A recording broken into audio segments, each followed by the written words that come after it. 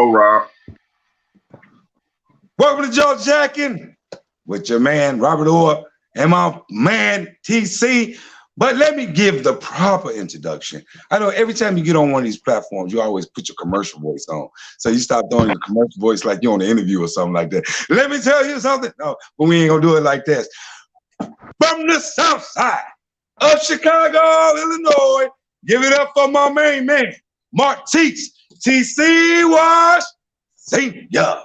In the But building. down there, at the end of the bench, it's the CEO from the north side and the west side. Let's give it up for HRap, Brian Williams. Good morning, fellas. What's up? What's good, brother? What's good? What's good, y'all? What's good? Man, it's a lot going on. Why don't you have to plug your network, Brian? Plug everything into the bench. Tell us what's going on with everything. Oh man, everything is everything. We got a lot going on this week, man. You know, welcoming y'all to the family and everything. Tomorrow we got Chief Rocker. Tuesday we got me and Knox. Wednesday we got Big Illinois. Thursday we got Big Illinois. Friday we got DJ Knox. Saturday we got Lisa Dukes and myself. And then we right here 168 hours from now. That's a whole week of hours. The Jaw Jack. I know, man. You be doing your thing, Brian. Man, you one of the busiest, man. You the busiest dude most people never even heard of, Joe. You the busiest dude, man. I seen the show y'all was doing yesterday with you and Benita. I seen Benita on there with I saw that. I commented on the show. TC came in. Yeah. Then, I commented on TC. It kept breaking up, though. Our label mate DJ Mad Knox in the building. Was good. And your show on Monday nights. I caught your movie review. Y'all was doing Judas and the Messiah. Yes. That was hot. That was hot. I beat that. That was hot, man. Y'all dudes, hey man, y'all do. I don't think black men should use the word hot. Let's just think of a different word. I don't think I should use the word hot.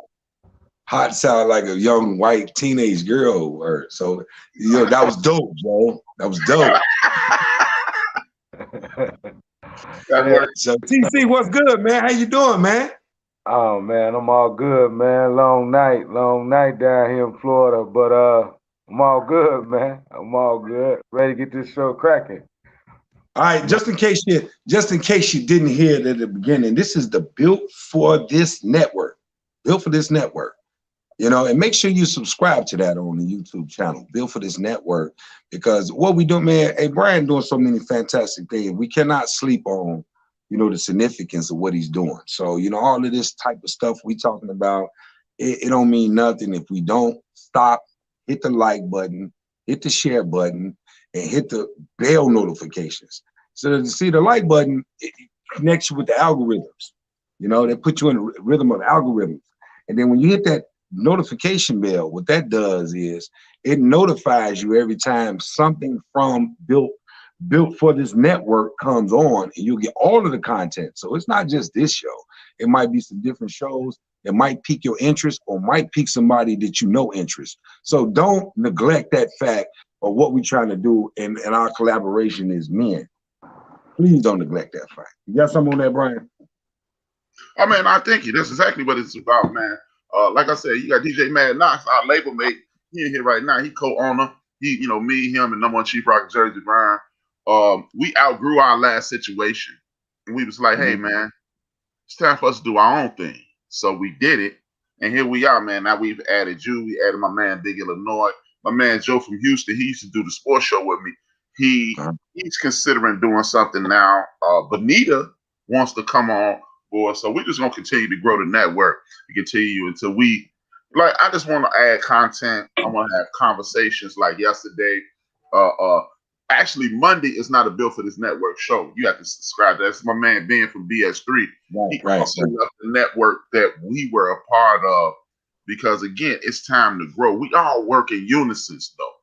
You know, it's not a competition thing, because it's big enough for everybody. You know, like, we didn't see the Jaw Jackets coming. We didn't see Lisa Dukes. Lisa Dukes just started off as a person who was supporting us, and she came aboard. My man Big Illinois, he just started off as a person supporting. Joe, a funny story about Joe. Joe was a good friend of mine. And one night, when I used to be on another network, for my initial jump off of this, Joe, Big Illinois, and my man Chris and my man Kirby, they couldn't make it. And I started doing the show alone. And Joe was like, "You doing the show by yourself?" And he called in on that network. I had a separate call-in line. He called in, and that's how Joe started. So it's a collaboration, as you stated. It's men and ladies now collaborating, and we're gonna try to grow as much as we can. And then I'm supposed to meet today with a young lady. Well, I'm gonna say young lady because if she listens, she's gonna crack upside my head. That I grew up with, and Erica. Shout out to Erica Moody. Erica Moody wants to start a podcast, so I'm continuing to grow. We in a situation of my man Chief Rocker. He has a young lady. She's 25 years old. She got a whole lot going on. She gonna be starting soon, so we're gonna keep growing this thing, man. What's Chief Rocker YouTube page? Chief Rocker just uses the Built for This Network YouTube okay. page. Okay. But so if you want to get in contact, number one, Chief Rocker Jersey Byrne, go to Spreaker, like speaker with an R, Spreaker.com, Built for This Network, and as you stated, without even letting you know, soon as Chief Rocker come on tomorrow morning, you'll get a notification. You click the link, you can tune in. Chief talk about everything. Chief might be talking about cooking a cake tomorrow. Whatever you want to talk about, that's what Chief gonna talk about. Who was the lady on the show with Man, all of us got growth on us. What'd you say, T? I said, who was the lady on the show with you and Benita yesterday, Brian, with the kids and stuff on the screen? Oh, that's my homegirl, Kimmy. Actually, yeah. Kimmy is a real good friend. Kimmy started off as my manager. Yeah, she has some good points. She has some good points yesterday. Yeah, Kimmy she used to be my manager. Oh, okay. Me, her husband. Her husband, Grant, he gonna come on the show with me soon because he reached out to me. Man, what's up? You know, you had my wife on there. What's up with me? So I said, hey, man, we'll bust another move you in. So, yeah, man, that's a relationship that I've cultivated for shit. That's almost 20 years now, man. You know what? It used to kind of get on me a little bit when we used to have to take time like we doing right now to make sure that we all plug the network together. But it don't anymore. It don't bother me anymore. You know what I'm saying?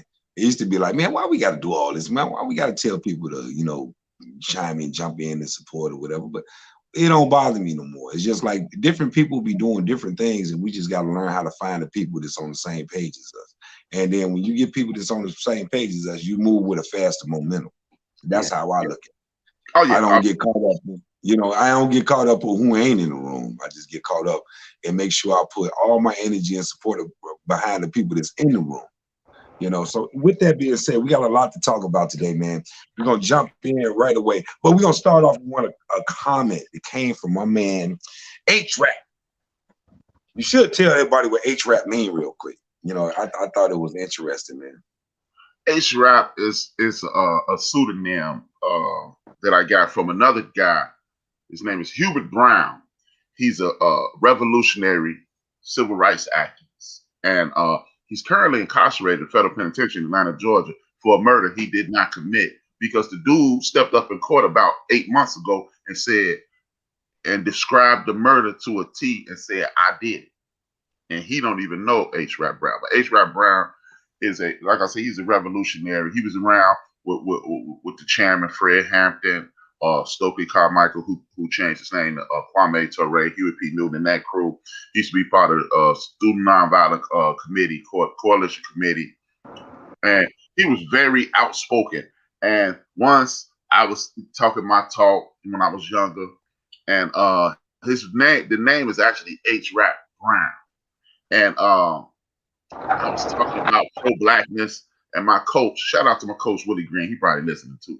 He was like, I'm gonna need you to relax, Rap Brown. And I knew who it was, people around me didn't. So I adopted it, man. I adopted it, and here we are. Man, that's what's up, man. I wanted, you know, because when you gave me the explanation, I thought more people needed to hear where that came from. You know, I know your people probably know, but some of our people probably don't know. But the concept I'm gonna steal from you, man, I'm gonna kick it off with this concept. Is people like hearing pretty lies and ugly truths. They'd rather hear pretty lies than ugly truth, right? So you was talking about that. TC, I want you to crank us up. We're going to crank us up, TC, because I know you got some goodies. TC got a lot to talk about today, man. I've been talking. TC posted so much in our thread. I was like, man, look at this guy, man. TC fired up, man. So we're going to make sure my man TC get his jump shot off today. So check this out. I want you to crank us up with your concepts on the stimulus package. The stimulus package. I had a question for y'all about the stimulus. Sure. My question for y'all is like, do y'all think it's a good thing for this? Because I look at it kind of different. So I just want y'all point of perspective before I put mine out there. But with these stimulus checks, y'all think they good for us, or is it a ploy for something else coming down the line? How do y'all feel about that? I think capital is always good for you. Anytime somebody hand me some capital, if you do what's necessary with the capital, if you place it in the right position, it's always good. If you give me some money, I don't care if you tax me later, but if you give me an advance right now, if you know what to do with money, then I think it's good for you. You always need money. That's just like, that's common.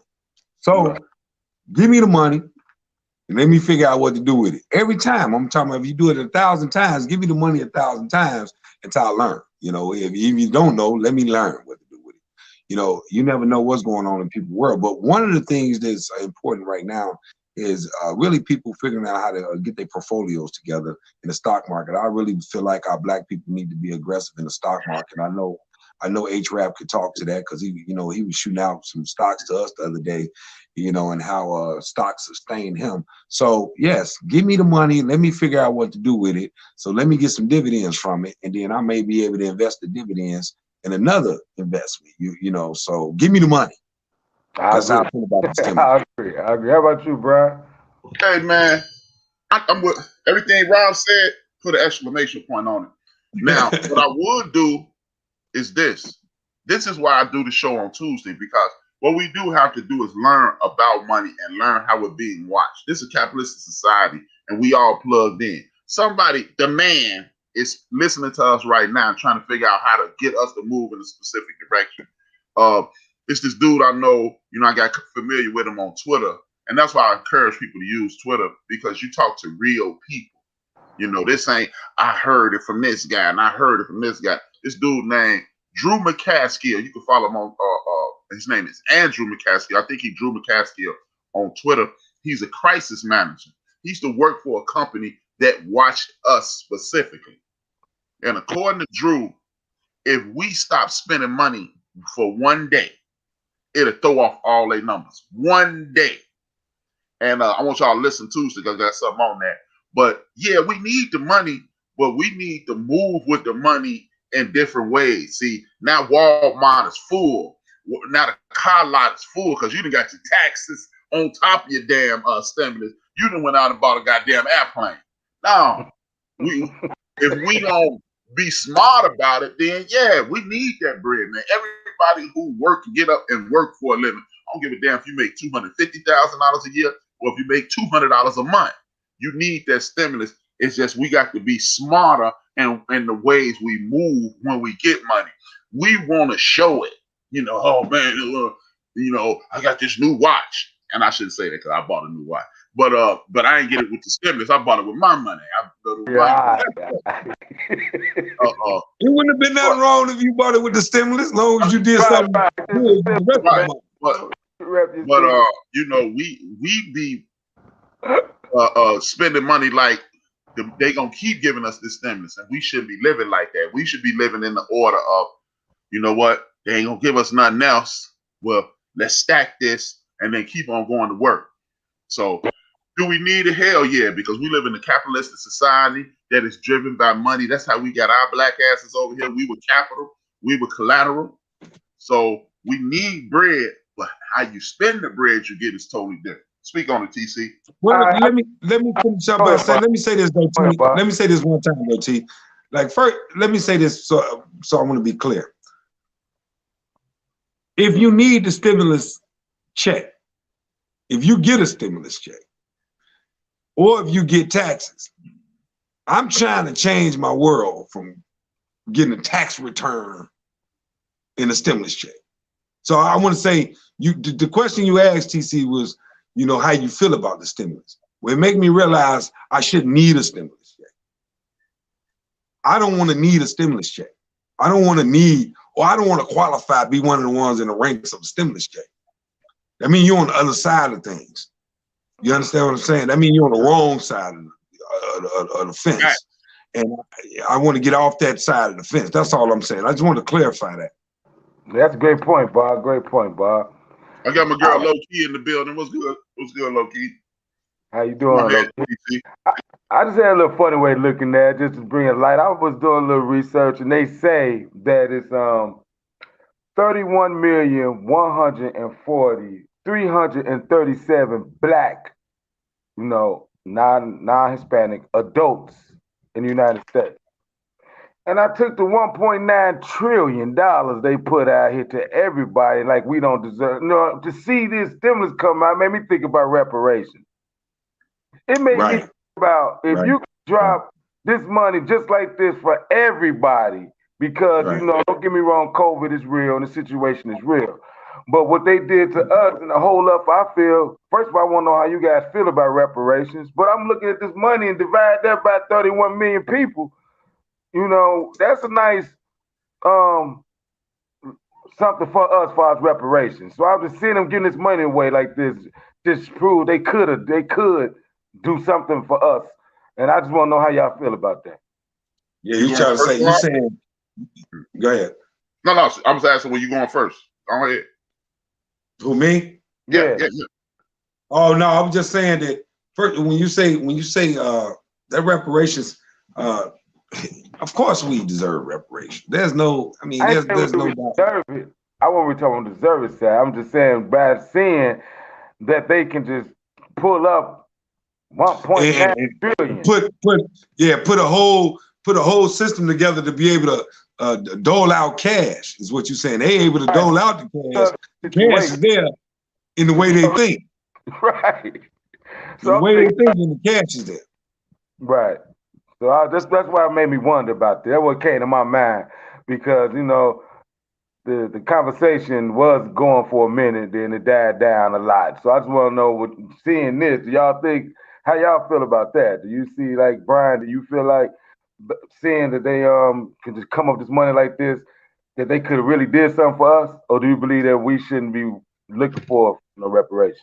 Oh no, but you already know the answer to that, TC. That's right. Let's get this straight. Pay me what you owe me.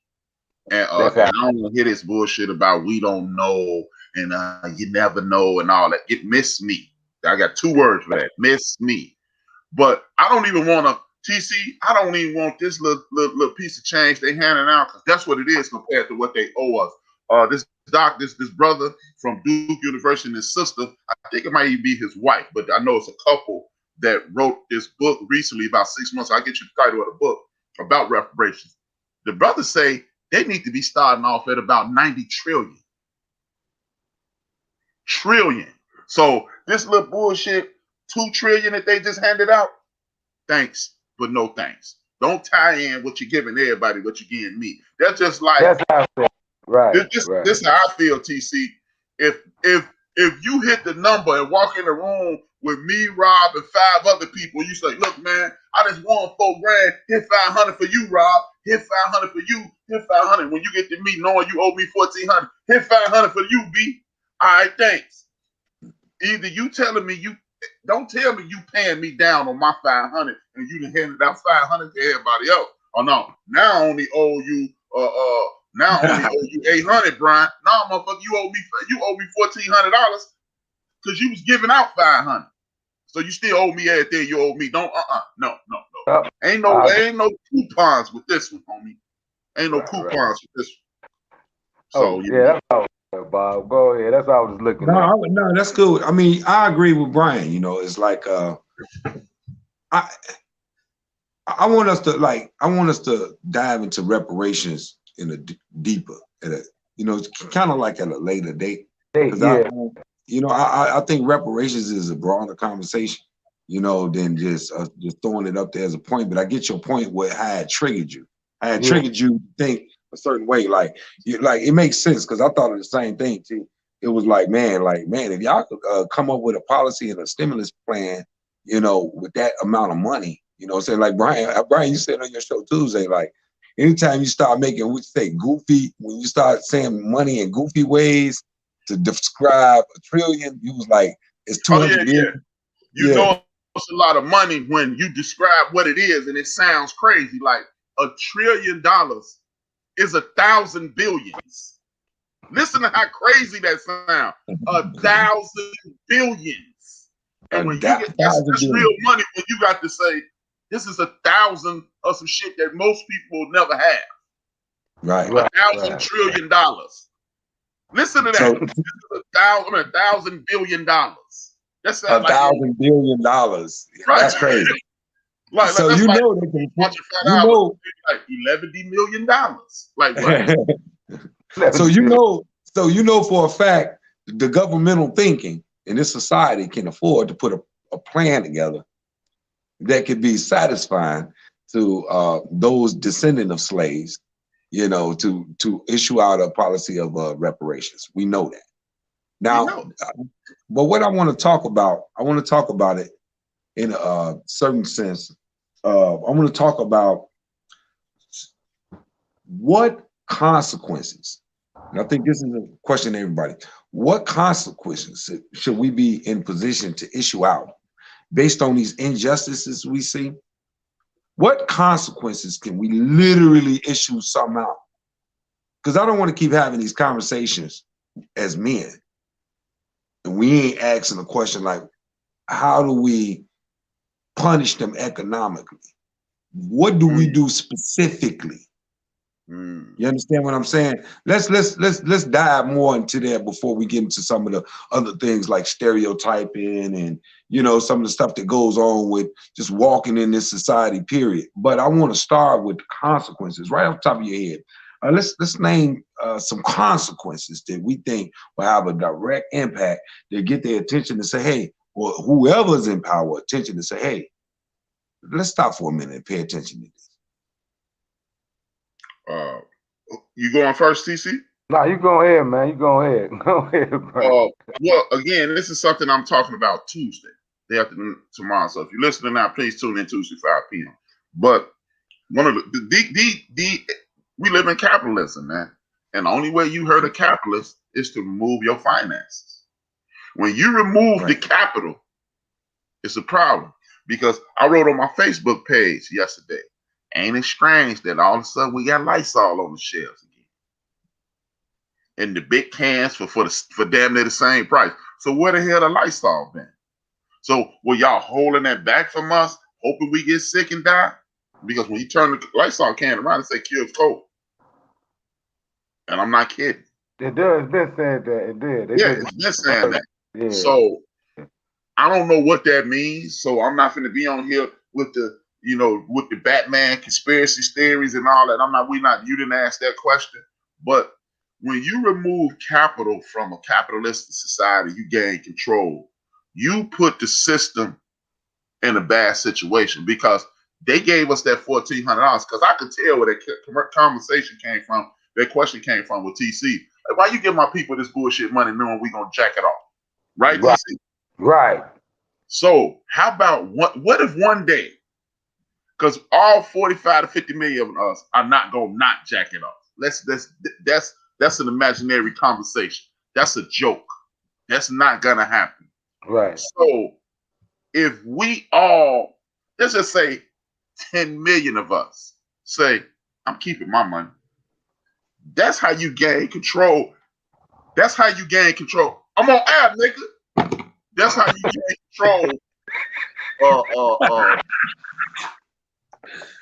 You crazy, bro. I said that because I gave him the link. I just sent him the link. Right. It just sounded funny as hell. Go ahead, man. You gain control of the situation. You gain somewhat of control of the situation. When you are moving like that, you take the money back and you wait for them to come to you. That's the only way you're gonna gain control. That's basically I feel the same way, Bob, when it comes to stimulus, but I don't even say it because people feel like, I don't, sometimes you gotta let the people do what they do. They be looking forward to that money, they can't wait to go do what they gonna do with it. But I feel what we should do, TC, they TC, uh, can you hear me? I hear you. All right, start your point again. Okay, what I'm saying was about the stimulus. I would like for people, you would love for people just don't even spend it. Mm-hmm. Give it to you just to put it right back in the economy. They know it's going right back to them, And I feel the way one thing, even if you don't spend it all, but I'll put it up because they're expecting. They already know it. 'Cause they putting it around tax time, like Brian said, so they know it's coming back. It's like in the streets, you'll get a little something because you know you're gonna get it right back. They know they're Right. gonna get it right back. And I feel if we, you know, you can't judge nobody's situation. They need the money. They're gonna do what they're gonna do with it. Some people be looking forward to go have some money they actually can just spend, But they don't So have to get it right back. How do we deliver a consequence? They don't have to get it right back directly. They don't have Mm-hmm. to get it. You I'm understand what I'm saying saying? They don't have to. the consequence will come because they sitting there knowing, like he said, lights all coming back out. They putting all this stuff back out. Look at these car lots. Man, I'm saying these car lots popping up. Everybody getting cars ready because they know. So just imagine if we didn't do what they studied us to do, which is just keep replenishing right back into the economy. Get whatever they do, they would give it right back. I think it would be a consequence if we wouldn't even we'd just keep that money. Mhm. Let their lights all sit there longer than they thought it was gonna sit. Let them car lots sit there and pay that stuff with none coming off it, because it'll make them wonder. And I think a consequence behind that, to me, if it can happen, which of course, I don't think it would, but I feel that's a way that can force us the consequence in which, like, because we should be, our focus is to be trying to act like, don't just be trying to throw us these little crumbs, man, and act like you killing people. And they throwing little crumbs out here, and then people just jumping. They happy, like, perfect example. When Kanye was running for president, he the dumbest, ignorant nigga, stupidest. He said some of the dumbest stuff. Soon they saw his pocket said 6 billion. I seen the same people talking about, yeah, he always was smart. So money is everything, for real. And if we can't find a way not to give it right back to them, at least it'll be a big consequence, man.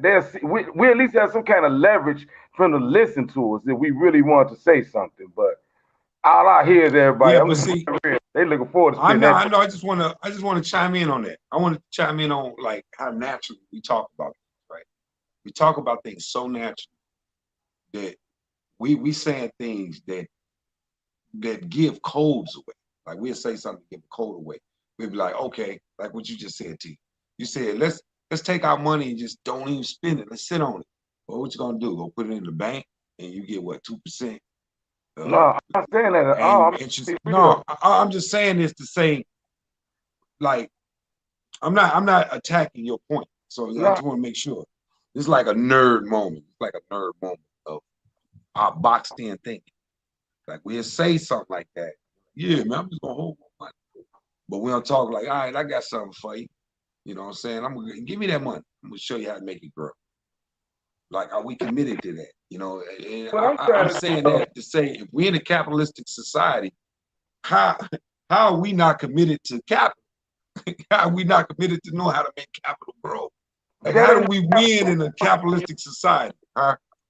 Go no. ahead, What I'm T. what I'm saying. Like the question is this: you saying what can we do to cause consequences? To me, investing in something and running right to them because you take a lump sum and buy a thing, you're still giving it right back to them.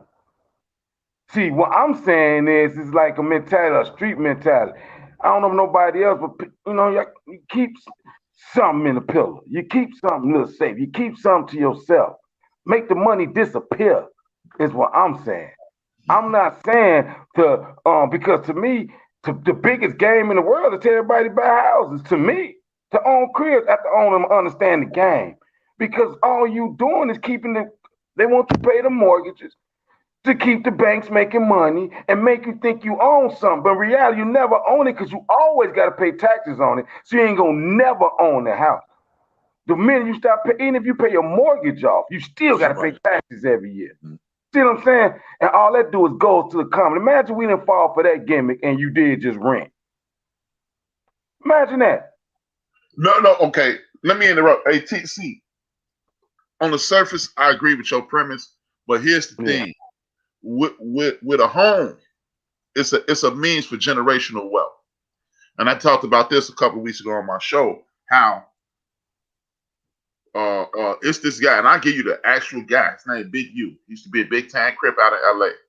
He talked about how this rolling 60s were known as the rich crips because their parents owned their houses and everything. His uncle bought his house for $14,000 in the 60s.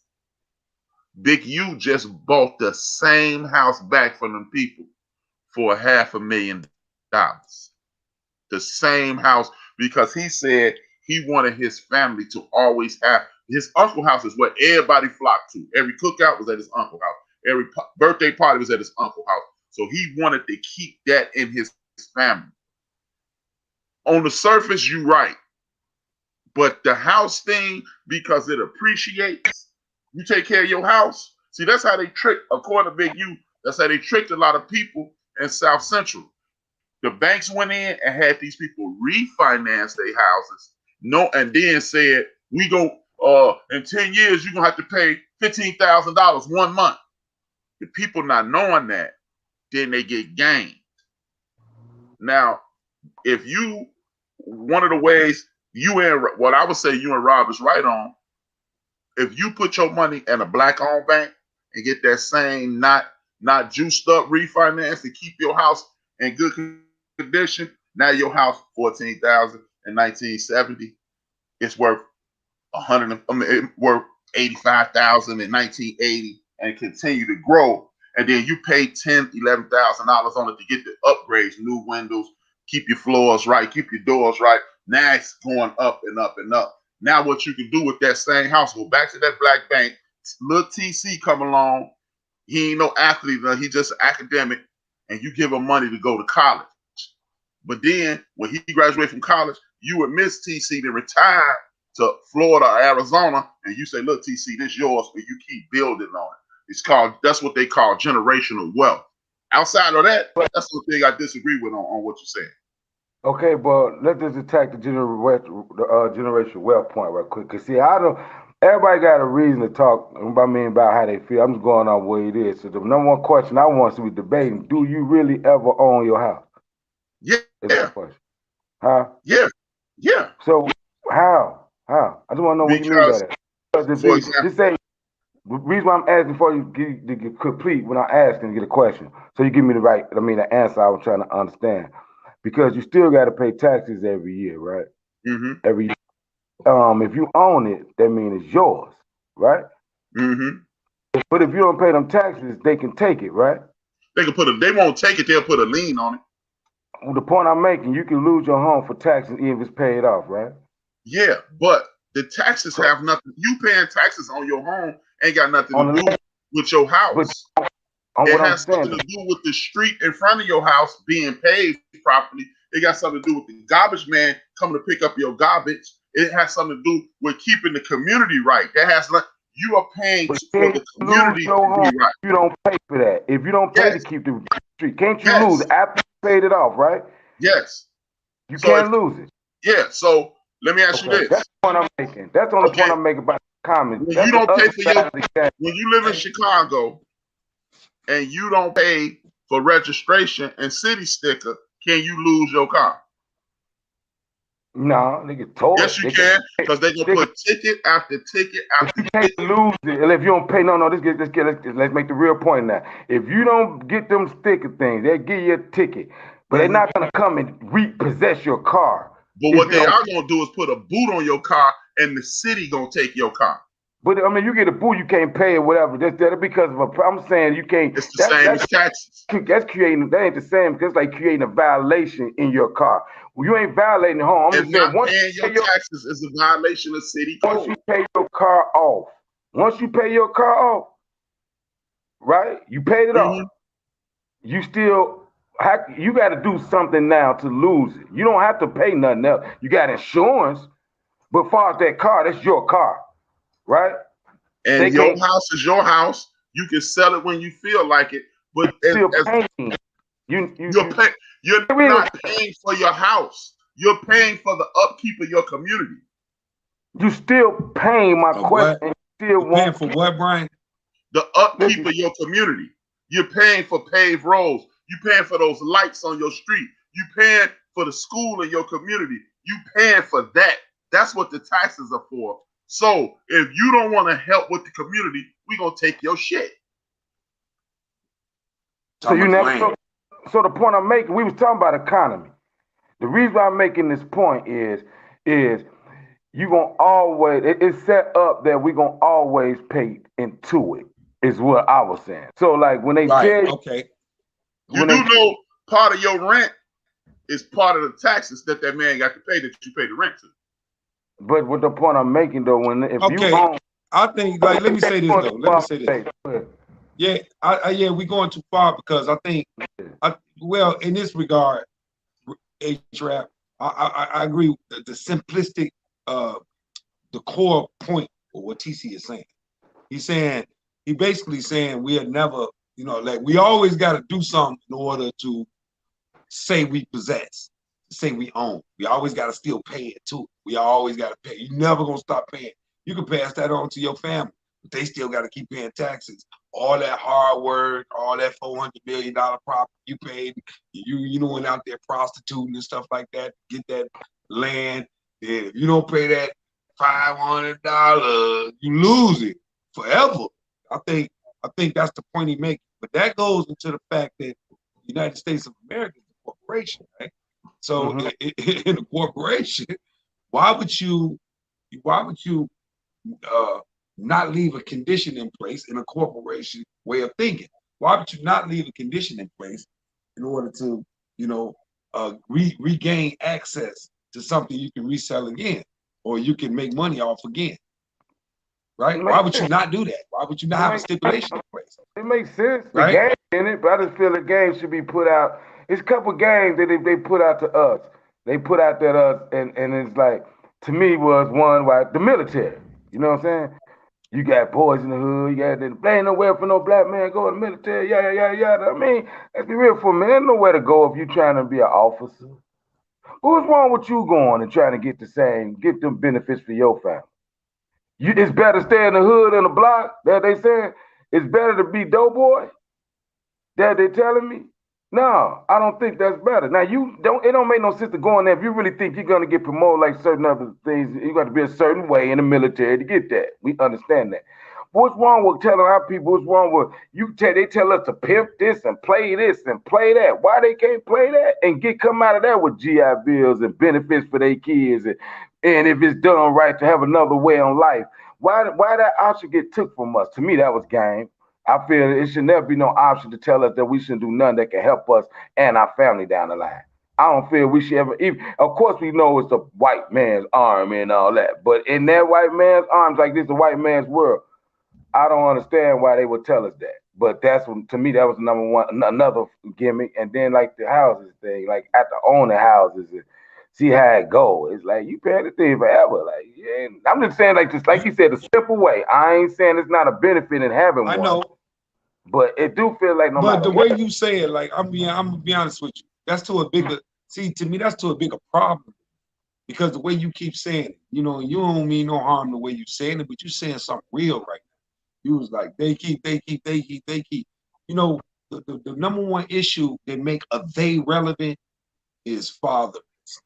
Man, first of all, you're not stop the they.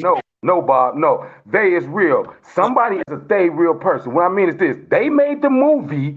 Someone made the movie, which is they. It could be John Singleton. It could be the Hughes brothers. That's what I mean by they. No, and they are putting out a message. They are. No, that's what I'm talking about. But it has a lot to do with it. Fatherlessness has a lot to do with stopping days from coming in a philosophy of a household. It has everything to do with it. So once you as a man right now, right? You got kids, right? You got kids right now. But I bet you your kids are not going to be talking this day stuff. They do say they. They make movies, Bob. They do stuff. That you to me, you made it like you took Okay, it. go ahead, go ahead. I ain't making anything. I'm just trying to make a point off of something you saying. That's all. I'm just making a point off something. I'm listening to a theme, TC. I'm listening to a theme. Real, Bob. When I'm saying they, that's a real person. Someone really made that movie, Bob. I get that. I get that. They who made the movie was putting the message out. So how you can't say they? No, what I'm saying is, no man in the corner. No, I'm not saying it in that term. I'm no, saying when I'm saying TC, fathers stop days. Men stop days. No, you ain't, Bob, because you taking it. Dude, listen, TC, we don't say this. If we don't understand this part, if we don't understand this part, then we're going to constantly keep having this conversation for the rest of the time we have this conversation. We're going to be having this conversation as if we some dead existence of a profile of a man that no longer exists. If we don't say, what's the point of us getting together talking? And the men of black community don't stop the days. Don't stop the ignorance. If we don't stop it, oh my God, that's why the question was, how do we issue out? The question was, how do we issue out consequences? What else, Bob? You took the days, God, that's how you feel about the day form, and I understand what you're saying, but you took it to, when I said they, I'm really talking about a person, a thing. It's not no form like you can't say they. I ain't talking about the white man or they keep us out. That's not what I'm saying. I'm talking about really, when someone made that movie, it's a crew that made the movie, and they want a message to come out that movie, and that's a day. That's what I'm talking about. That has nothing to do about no Father Day and all that other stuff where you took it. I'm not saying you wrong with what you're talking about, but the day I'm talking about were real people. So my kids can say they if it's more than 2 or 3 people that's involved. That's all my day meant. They repeat that last part. Repeat that last part again. What I'm saying is when I was speaking about the day that you said we got to take out, that day is a real thing. It's a group of people that made a movie, that made a message when they made that movie. Them was considered a day. I don't know all their names. So I said they put that out there. That is not the same as what the day you talking about the fathers. You do teach your kids what they is. You know they is a real word. They, them, that. Those are a certain amount of people. I'm not taking to the other way. I ain't saying what you saying wasn't right, but where you was taking it, that day I was using wasn't the same example. The day I'm using is like right now, somebody doing a watching up, they're gonna say they over there talking about this. They can say they in that sense. That's the day I get that. That's the day I was using, though. That's all I'm saying, Bob. So you okay? So when we talking about, I guess I'm always thinking about the narrative of what we talking about. Okay. I'm thinking about the narrative. When we bring up stuff, I'm not just bringing up stuff just to be bringing up stuff. Right. You know what I mean? We bringing up a narrative, right? The narrative is what consequences do we issue? So you start talking about property. You start talking about you never own your land. This is what you start talking about. I'm following the conversation. Right? Okay. I'm following you. You said to Brian, we never own our land. So me and you, I'm just telling you my interpretation of listening. What the day and the father? The father stuff got to do with the father stuff. Always have got to do with the fact that at this point right here that Brian is putting the emphasis on right here. This point right here, Brian was putting emphasis on about possession of land and how it can pass on generational wealth is a father talk, is a man talk. It stops the days. It stops the day. So I'm telling you an interpretation of listening, T. Regardless, I'm not trying to change the narrative. Like that, but all I'm saying is I'm not trying to change the narrative. I'm trying to get to how do we issue consequences? That's the narrative to me. Now I'm listening to everything else being said because I'm trying to keep the conversation on the narrative. The narrative is how do we issue our consequences, right? And if Brian tell me, well, we need land possession in order to pass on to our generations, this is a way we issuing out a consequence where when we use that terminology, it says they always doing this to us. They always. I'm not attacking your personal point of view or your personal statement. I'm not even attacking it. So who said they in that sense? I'm saying, like, who said they in that sense? Okay, I just heard the word when you was like basically talking about they would do this, they would do that. You said that's an actual person, right? That's an actual person. That means that belongs to somebody. And I'm saying, let me interrupt, man. It seems like y'all talking past each other. What TC is saying is people keep putting out these messages, and he feels that these messages are misleading. And what you're saying is when you have the ability to exact action or revenge, you should do so and not worry about what the outside forces. That's why you keep saying that's a father conversation. A father prevents you from thinking about the outside forces. I think y'all talking past each other when you say that. Yeah, you may be right, and I think it's okay to clarify it, because I don't think there's no argument trying to win moment. We're not trying to win argument. We're just trying to be clear about what we're saying. So maybe I misinterpreted, because with all of these things we finna talk about, the rest of the time we doing this collaboration, every platform I go on, you know what we finna do all the time? We finna be talking about what do we need to do to issue our consequences. That's what we finna do. Now mark my words, from this day for the rest of the time we have the conversation, whether I'm on your platform over there, wherever I go, we finna be talking about how we gonna issue our consequences. That's what we finna talk about. And I'm gonna sit back and I'm gonna listen. And I'm just gonna listen.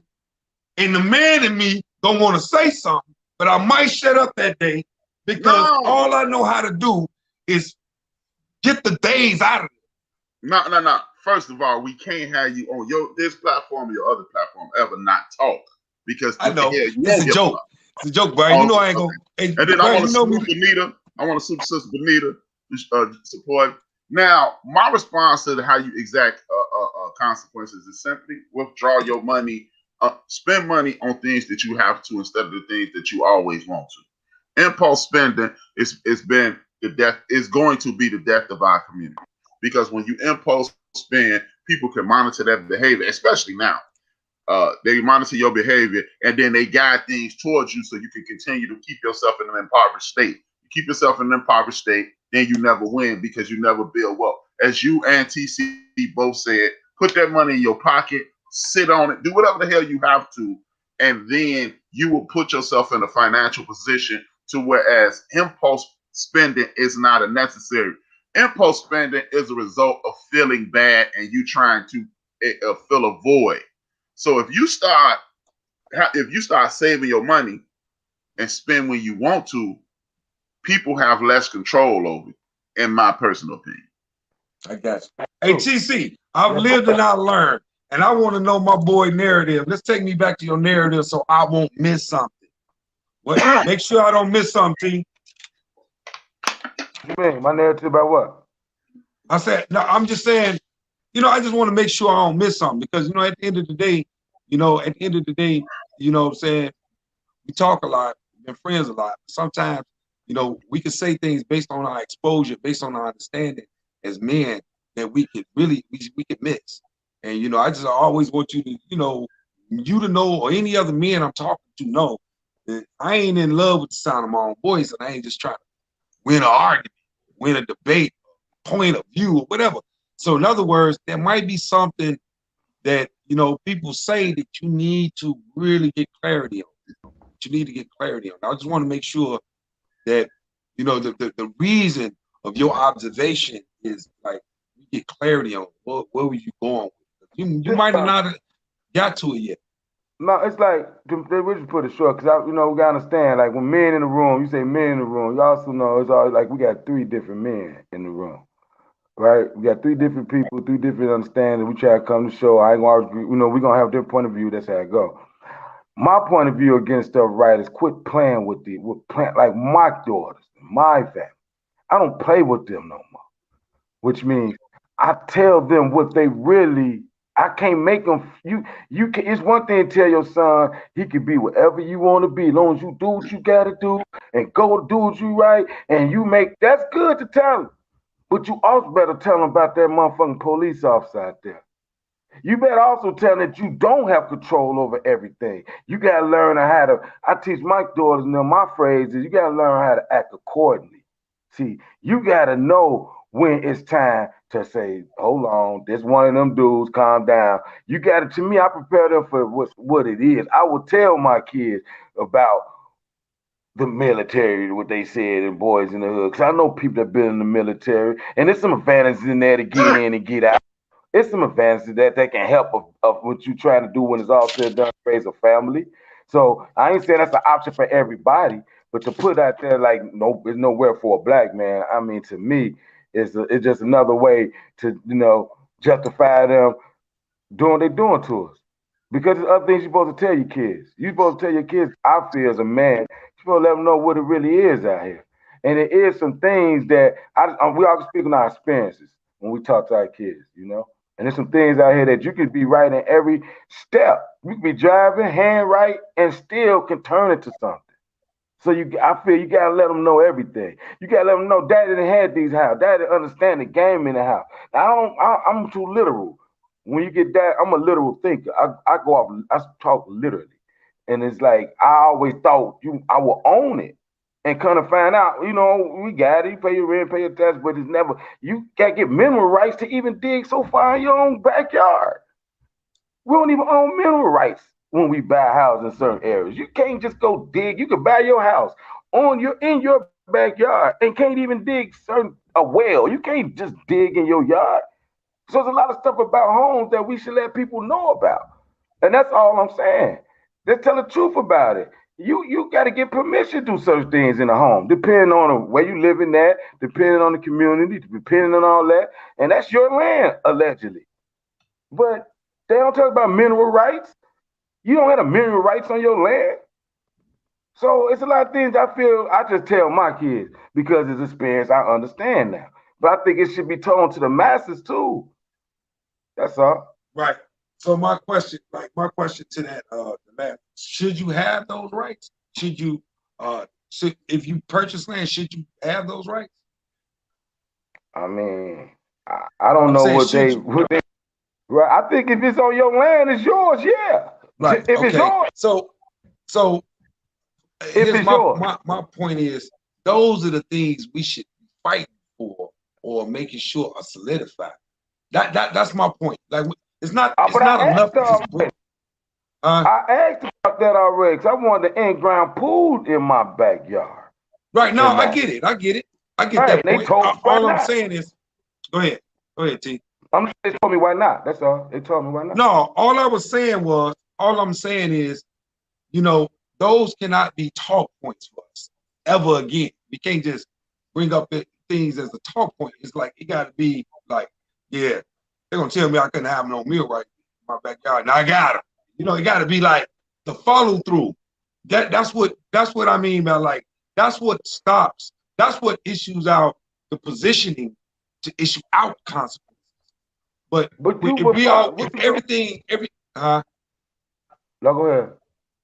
I'm saying if everything always just a talk point, there's no real consequences to come after the talk point. We just talking. It sounds sexy, that's all I'm saying. And I'm not pointing out and issuing anything. I'm just talking as a father, as a man. Like I'm straight talking. Like I don't talk stuff that I won't go do. Like I just don't do it. So and it's like I want their mindsets like that because that's the best thing I can pass on to them. Like they push the envelope farther than wherever we were immediately, right now, starting now. You know what I mean? Every time I talk to them, it's been like that. And I'm talking as a father. I got you, TC. Don't worry about it. I got you. Go ahead. TC's comment about Patrick Chris. Patrick Chris said, much love, family. HRap preach, brother. Sometimes it's the choice of words with brothers. We have to focus on building up the financial literacy of our own, and the consequences will fall in line. See what happens when you get that shit and you need glass? I agree with that. Right. I agree with that. I agree with that 100%. too. Right. See, the consequences fall in line, and that's my point. Like now, when we keep on talking these consequences, if you don't have the literacy financially, you are not issuing out no consequences in a capitalistic society. That's the game they playing. That's all I'm saying. That's all I'm saying. I don't care. Like what Brian was saying earlier, even if TC, like, well, I'm sorry, like what TC was saying, we never really own our land, right? Even if we don't own our land, I'm gonna go with Brian's point to say if we possess it enough to be able to pull capital out to compete in a capitalistic society and pass that capital on to our generations, that's at least competing where you can issue out a consequence. You got to understand how capitalism is played. I think that's the only point I'm making. I agree with Brian said to the point of that, but it don't erase the fact what I'm saying, which is you don't own it. I agree. I agree. What I'm making, I agree what he's saying. It's good. I'm not saying don't get a house and don't pass it down. I'm not saying none of that. But it's also when you finish, you ain't gonna own it. We never do. You ain't. That's all I'm saying.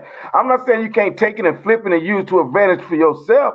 But we still got to put out the real out there. Like you ain't gonna never own it. That don't mean you can't benefit off of it and use it to your advantage. But it's still to be known, the reality, the cost reality to people that don't know. Hey, so if you think about it, you won't always pay. That don't mean what Brian point ain't right. That is a way to make it do. I wouldn't even talk about the way to flip it on them. I'm just saying that even needs to be told to our people. We need to tell them that. I mean, you can't get one, and then this is the way you use it. Because of that, you can use it, pass it down, make money, get your escrow. We know all that, but we still need to let them. That's that simple thing, because a lot of people don't realize they get in it. I remember they took them people cribs back then. They're like, "How my mama paid this house off? My mama and my grandmama paid this off. How? They losing cribs because of I'll tell taxes." you how. Speaking of financial literacy, I'll tell you how, because a lot of people own the house, right. They don't own the land. That's the thing. Exactly. That's why you don't have mineral rights. You own the structure. Right. You don't own the ground. Right. You can buy the ground, though. You can buy the land. But most people don't understand I have to buy the land and the house.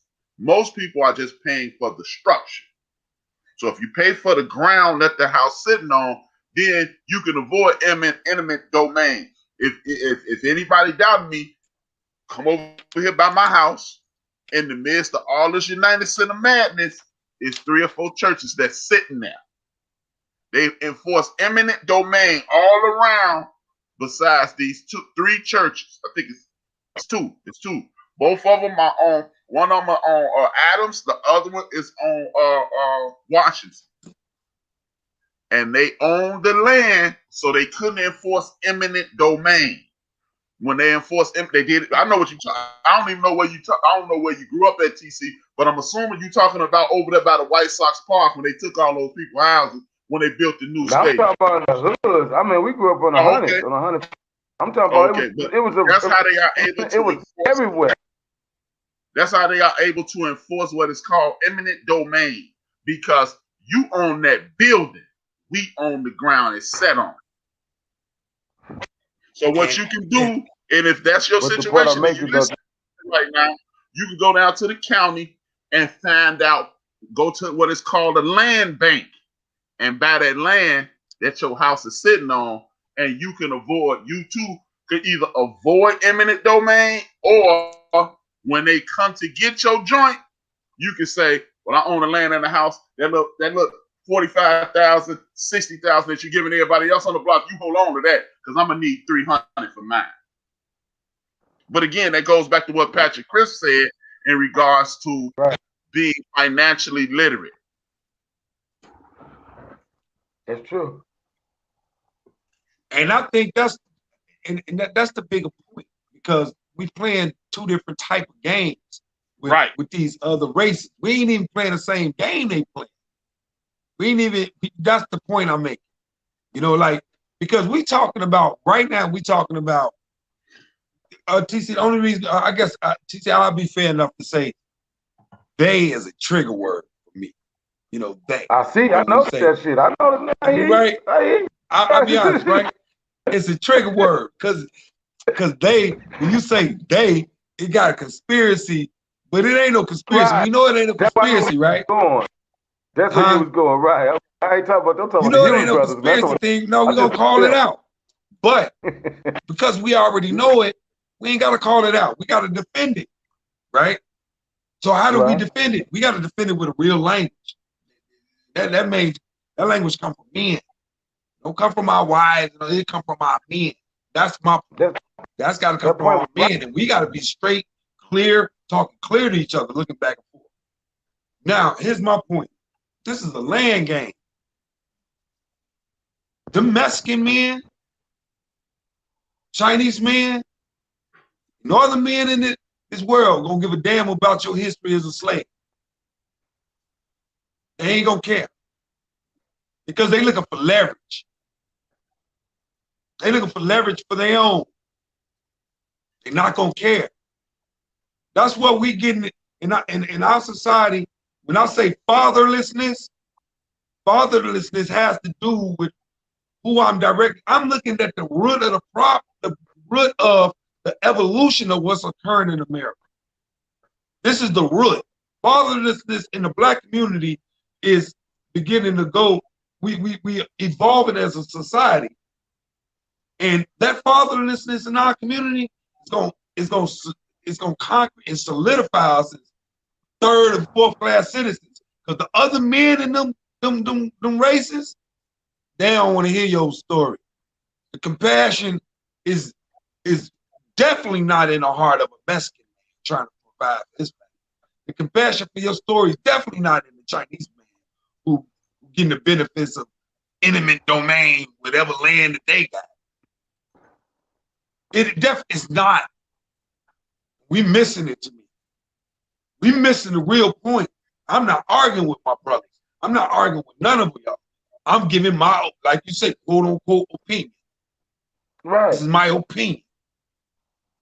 That's all we man, you know. You're looking down the barrel of a shotgun, getting told move out the way. You no longer have a place in this existence because you have nowhere. You have no eminent domain anywhere. That's how I feel. But see, it's like I know we talk about other things and other things we're gonna talk about, and I don't want to turn our show to one of them kind of discussions, but it's going towards there because that's what I wanted to bring up Deshaun Watson. That's why I wanted to bring up Deshaun Watson. You know, I just want to know y'all take on that before I get mad. I just want to, you know, what they doing to him. He got 12 new counts. He got 12 women. No, let me read Patrick Cripp's second point, TC, before you ask that question. Okay, go ahead. Patrick Cripp's latest point was explain the necessary steps, add the information, learn those rights, and build it. Put the receipt out, meaning give your brothers and sisters, nieces, nephews, cousins, and neighbors that information, and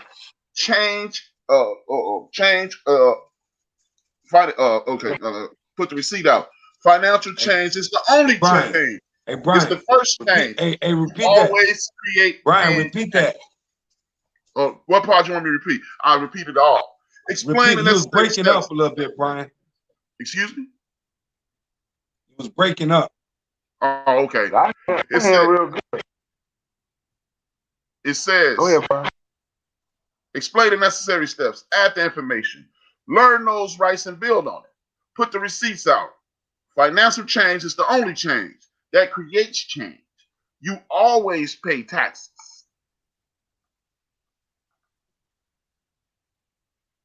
That's it. And people need to know that. That's all.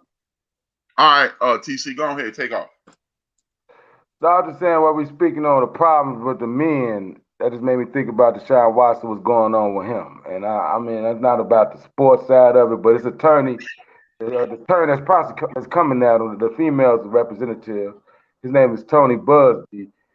He claimed they tried to talk to Deshaun at first for a minimum figure. Deshaun said no. So then he said it was more coming, and Deshaun said it wasn't true. So now it's 12 women out saying that he did something wrong with him. One of them saying he forced her to kiss her, and the other one said he forced her to have oral sex. And they saying all this happened once the COVID hit. They said he went to Instagram to try to get masseuses because the masseuse he had during COVID, he couldn't reach him no more. So I just want to know y'all actually true opinion on how y'all feel about what's going on with Deshaun Watson. Oh, that's a tough one, man, because it's a situation whereas you can say, oh man, it's BS. You can throw the conspiracy out there, but at the end of the day, when you are looking at situations like this, it's only few people that's gonna know the truth. That man and those ladies and God. So I don't know, man, because if I'm gonna look at it from feel like this is a couple perspectives you can look at it. You can look at it as a man and go, oh, they lying, they just trying to get money. You look at it as a father and be like, would you support your daughter in this situation? And then you gotta look at it from the systematic position. Like, it's funny that this came up after he told y'all, I want to get the hell up out of here. I don't know if we'll ever know the truth. I don't know. Before you answer, anybody else answer, I want people listening, please hit that like button. Please, as you come in, hit that like button and share if possible. Thank you. That's it for me. How you feel, Bob? I have no clue how I feel, but I'll try to take a crack. Again, I totally agree with the concept. It's very strange to me that they came to him full throttle, after he let it be known that I don't want to be here. I would be lying if I say I didn't agree with that. But at the end of the day, I'm ultimately going to always take the side of saying, you always got to hang around women that you know for a fact undeniably want you. So you got to know that and you'll know her. That the chick that you end up jamming with, man, it's like lose their dignity to what you trying to do if you're going to be in their presence. They lost their dignity. Like, ain't no rape, ain't no sexual assault, ain't none of that going on. You got to know that there's no evidence against you because you caught her on tape willingly doing it. Or it's that to me. You got to really, there's no way you can ever protect yourself fully, but you got to really be careful when you're in a position with money and influence. Really got to be careful. That's what it is. Who you hang around. Go ahead, T. Okay. Go ahead, T. Before T responds, we want to welcome Denise E. Great to the show. Thanks. And we never welcome Patrick either. Okay. Can you hear me, Bob? Yeah, I can hear you. Because I guess this when the show finna get a little contested, I guess. This is why we got us here, y'all. That's why they got us here right now. Because to me, this is the problem with black people and our brothers, why we'll never make it. This is the reason. Just listen to answers. Because I'll tell the truth. This is my opinion, because that's why I don't mind. It's my opinion. If I'm wrong, I'm wrong. That's what opinions are. Hell no, I don't believe it.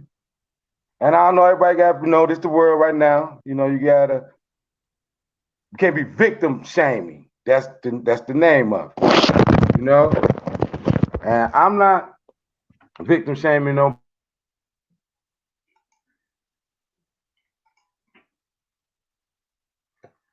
I think we lost your audio, baby.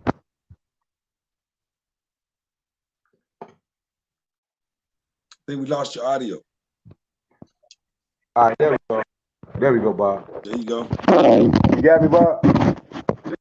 All right. What I mean by this situation right here, man, it's the perfect example. Because we know for a fact, that we haven't heard nothing about Deshaun Watson. Ever. since he been playing. Now, this just if we can't know if they never put it out. All we know, we never heard anything about this man.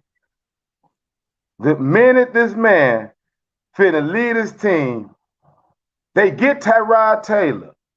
Then after they sign Tyrod Taylor, all this stuff come out about this man, and it's like he can't even. He automatically wrong, automatically. And then when you look into it, the exempt list, the conduct detrimental to the NFL, all that wording in the contract will give them a right to take all his money back. Take that money back that they gave this man. And to me, it's like that's like a root of a lot of things, man. It's like we always talk about, can we stick together? We supposed to stick together. We supposed to stick together. We got a man that got no history. What's wrong with sticking with him? And if we find out he wrong, it is what it is. But as a solid front, why we ain't locking up with him? Because we could be wrong. Bob, I just want to know, why we not locking up with him? I'm saying because he could be wrong. Huh? You know, because he could have did it. I don't know. Like when you come to certain subjects, every man got to stand on their own. When you're getting accused of certain things, man. You don't just say. I mean, we actually live and do it right as black people, actually, but we just can't do it right with a lot of white men lurking and looking. That's what the problem. We actually evaluate and do it right when we don't know. Like you could be, you know, you could be. It's certain things you don't know. You just don't know. I don't know if you did that or not. Hey, TC, we've been through a situation where we gave a blind trust. So I'm not talking like we don't give it out.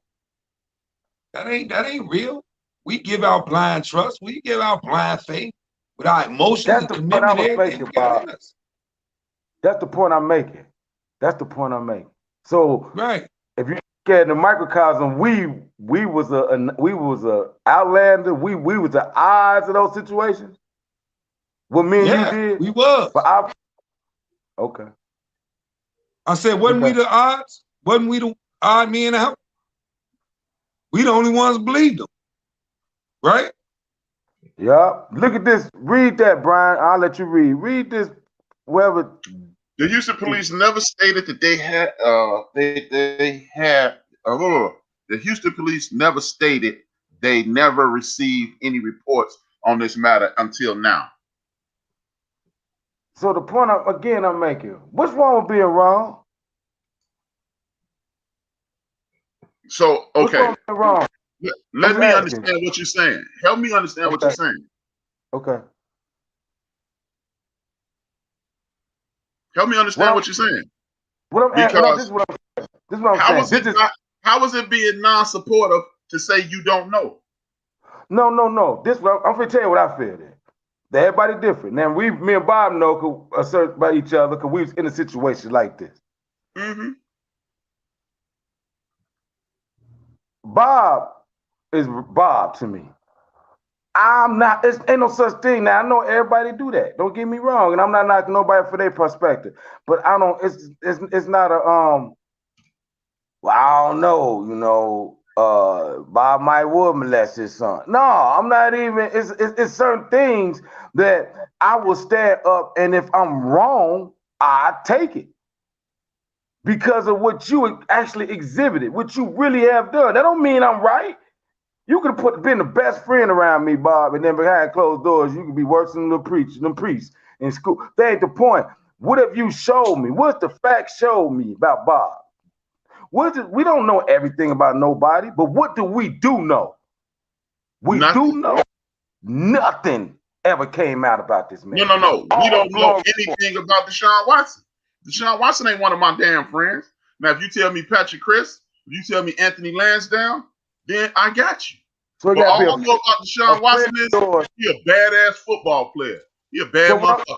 No. This is what I'm saying. We're going to do what you do know, like that man said right there. All I know about Deshaun Watson is he's an excellent quarterback. Period. So you don't know nothing ever came out about this man I don't know nothing about him. That's not what I'm asking you. Okay, man. What's his mama name? That's not what I'm asking you. I don't know shit about Deshaun Watson. This is what I'm asking you. Do you know? This is my question. What have I you don't heard about know him. What have I'm not you supporting heard nobody I about don't know. Deshaun Watson before he decided he wasn't playing for Houston? What negative thing have you heard? What negative thing did you hear about Bill Cosby before they locked his ass up? I don't believe that either, though. So I mean, it's a that I'm just saying, but what negative thing did you hear about it? That's the point I'm making, man. No. But Bill Cosby has admitted to putting things in women's drinks. Do I believe Bill Cosby has sexually assaulted 56 women? No. But before this situation came out, we heard nothing negative about it. Bill Cosby himself has admitted to doing some of these things. Do I think Bill Cosby raped these ladies? Probably not. But I don't know Bill Cosby. I'm not standing behind a motherfucker I don't know. Because I don't know them. I know he a good football player. Period. Guess what? There's some people that's gonna hear this show, and if something come out about me, they gonna say, shit, I don't know. Okay, how about this? You've never heard anything. Patrick Chris, only thing you know about Patrick Chris is what he wrote on the screen. Patrick Chris ever raped anybody? Are you for real? Like that's the same thing. That's what you're saying? Yes. Because the only thing you know about Deshaun Watson is he can play football with. About Patrick Chris. I know about that dude. The only thing you know about Deshaun Watson is he ain't never put he ain't never put a comment up here calling me out my name. I know he ain't never do that. Yeah, and that's all you know. So what if I told you right here, Patrick Chris told me said some things about you? What does that mean? Exactly. You don't know. No, you missed it. That's what I'm saying. I'm glad you don't know any of these athletes. That's what I'm saying. It don't matter. It is cool because this is the reason it can happen. This is the reason that a brother that never had nothing against him, nothing at all against him, ever. We know this. You pretend like you don't know because if you did, you'd have heard about it. So only point I'm making is this. We know for a fact he refused to play for Houston. We know for a fact he don't want to go there. And then the dude begged and he want to come. And we know for a fact after he didn't, all these allegations come out. Now, that's all I'm saying. Now, as us, what's wrong with us bonding, saying he didn't and making a roar? If it come out he did, what? You wrong? So? Well, you standing up for him. I ain't saying nobody wrong. And I'm not standing against him. Just because I don't stand up for a total stranger, don't mean I'm wrong. But I want to hear. I'm not saying you're wrong. I want to hear though. Hey, TC, yeah, I want to hear like, your in depth, what you would call vision or utopia. I'm just tired of that support being guilty before we even by our own. Who the hell said guilty? No, you didn't say guilty. I'm not saying you. Who said he was guilty? Dude, a lot of people say he did the shit. He did it. Who? It is a lot of people standing up like you. Huh? There's a lot of people standing up like you. I'm saying what I've read. I'm not saying what's not that. I'm saying I just go out what and there's a lot of people that agree with you that he I'm not saying it wrong. That's not the point. The point I'm asking Bob and Brian right now, and I heard what Brian said, and I heard what Bob said. No, what and you now said. we're talking about on our answers. That's it. Well, what you said was this is how you started your commentary. So how you started your commentary, we was like, this Deshaun Watson situation is the reason why we'll never be together. That's how you started your commentary. And I mean it. And we hear it. So we now you're saying, right? you said because you said you based it off of our opinions.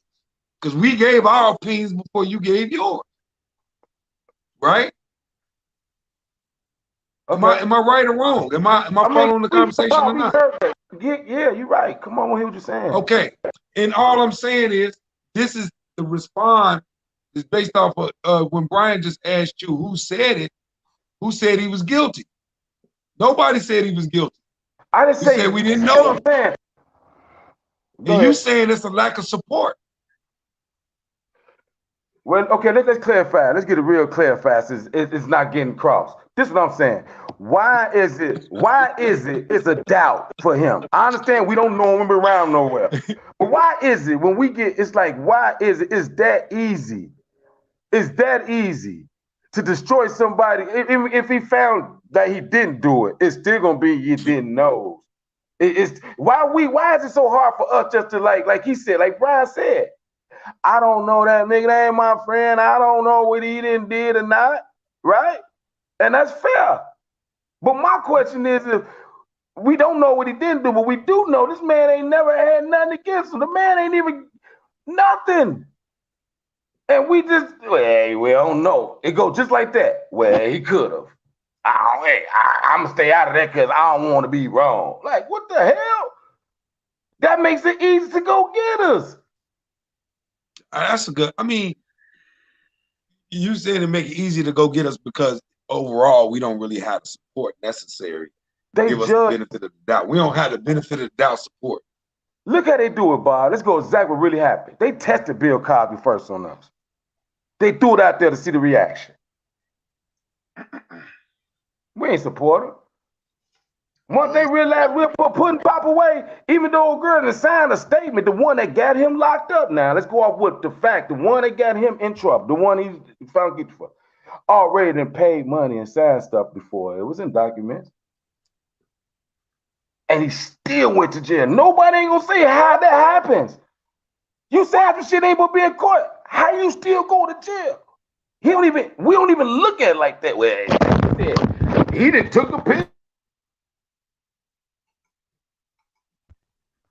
Back in the day that they all used to do and all that, but it's like, be real. I'm looking at it should be more than that to do that.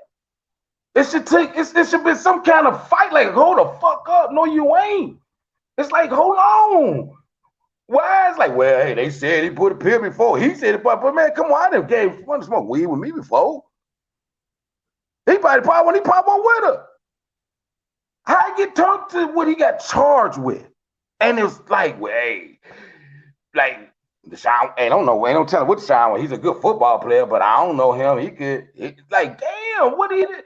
So all his example been in the NFL, his little time, we know the little dude, nothing. The man ain't even nothing.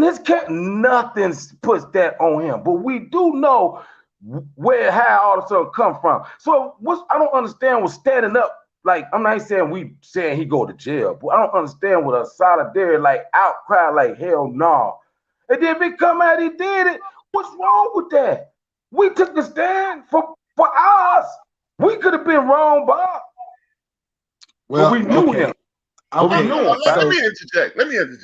Go ahead, Brian. At what point did people not show him support? Who? You know what? At what point didn't I fuck the people? When didn't I show him support? Who? Me. Say who support? Okay, show support. At what point didn't I show support for him? Who? Deshaun Watson? Yeah. Well, you was talking. That's how you support. Don't support me then. That's your support. Well, you was talking. Not a problem. Not a problem. Don't support me. What came out your mouth. Don't support me then. Because you know what? Because goddamn it, I don't know. And I'm not standing up for a motherfucker I don't know. You didn't ask me, did I think he did it? You said, that's not the question. You asked me, what do I think about the situation? I told you, it's 3 ways to look at it. I heard all that. Now, if you'd asked me the direct question, what do I think he did it? Hell no, I don't think he did it. But you asked me, what do I think about the situation? So the situation is this. This is a dude who I don't fucking know. I don't know what he's capable of, and I don't know his history. I know he a good fucking football player. The second situation is this. It's a possibility he did all of this shit. And the third portion of the situation is this. The bullshit came about when he said, I want the fuck out. So you must look at everything, but you didn't ask me the goddamn question, do I think he did? You asked me, what do I think? You asked me, what do I think about the situation? Right. I want to know what you think about it. I don't want to ask you. And I told you what I thought about it. You didn't ask me, do I think he did it? So next time, be clear before you start indicting the entire black community versus what I said. There how it go. Don't try to retract your statement like you said at first. I didn't say you said he was. Like I said, you said that. There's 3 ways to look at this situation. We don't know this man, so we don't know what he's capable of. The bullshit might be true, and before all this shit came up, we never heard shit. It only came up when he said, "I want out." Now, if you'd asked me a direct question, I would have gave you the answer I just gave you. So don't indict the entire black community because we don't answer the way you want us to answer. First of all, ain't nobody indict nobody. Yes, you did. Your statement was. Y'all talk good. I'm out. Let's be real. Can't get ahead. You said let's make sure we keep it clear where we can hear it. Me talking. You said this is why we can't get ahead. You damn right. Yeah. Okay. That's an indictment, nigga. So, you just told us we broken because we don't answer the question the way you want us to answer. And that's wrong. You did answer it. Let me show you when you finish. I'll let you finish. Are you finished first? Because it's real easy. Because we can rewind this. Are you finished? I'm listening. Because what you said at your mouth was this. Did you ask me this? You said at your mouth. We're taking it at the end of the bench. This is what you can expect to hear. I'm not in my feelings. It ain't no feelings. Right. We all good. We all good. This is what you said. This is what you said. See, first of all, you said, do I think he did it? Hell no. Right? You said at your mouth. Hell no. I don't think he did. That's what you just said afterwards. So if you feel, hell no, he didn't do it, what's this other shit? What's this other shit about? Let me finish. Situation, you got to look at all sides. Wow. I feel. Don't think he did it? Wow. So you got to look at all sides, even if you don't think a motherfucker did. Yes, you do. Wow. Yes, you do. If I don't think you did something, I'm going to look at it like you did. That shit don't make no damn sense what you're saying right now, you fam. Have to look, hey, first of all, the reality of the situation, fuck Carl Thomas and the emotional shit. The reality of the situation is we don't know what the fuck that boy capable of. So why you say he didn't do it then? The second part is these people are known to set people up when they don't get their way. So, if you ask me to take a side, I'm taking Deshaun's side. But you talking about blind faith and how we supposed to do it the way you see it. Blind faith. Crazy as You fuck. answer my shit. I'll let you get this off your chest, but you answer my shit. How much you had some blind faith when you said he didn't do it? What the hell is blind faith when you said he didn't do it? That nigga for 3 hours a weekend. Okay, you said he didn't do it. I mean, blind faith. Now, in fairness, Brian, that is a contradiction. That's a contradiction of yourself. If you that's an intelligent way to Brian, if you say I don't feel like he did it, if you say that you don't feel like he did it, then your only commentary should be in support of that. This is where we fuck up at. We want you and TC had this fucking conversation before we ever did a show. Y'all was cussing each other out, and how did it end? I say, TC, we gotta stop expecting people to answer questions the way we want them to answer, and listen to it without judging. I agree with that. I'm looking at the situation in its entirety. I said, I agree. It could be bogus. I don't know the brother. The NFL and the powers that be are full of shit. So I said, and you never know. But looking at all sides, I come to this conclusion. Remember, TC, I said, the problem with people like you and me, we want you to get to what we want you to say, and we don't want to hear the story. Right? But don't Right, apply to that. TC? Yeah, Right, don't apply to that. I heard your story. You said it, man. You said mouth, man. I laid out the entire get down. You missed the point you said, though. I'm not like this motherfucker. I'm not. You missed that part. You didn't name that part. That was after. Hold that on. Was after We can't you even jumped to the fucking Y'all breaking up. conclusion. That was after you jumped to the damn conclusion and started indicting all black people. We're gonna rewind this. We're gonna rewind it, bro. You can rewind it anytime you want to. Because what you said, man, for real, before this, it don't matter. You okay, well, fuck them. How about that? Fuck them. I believe that. I believe it.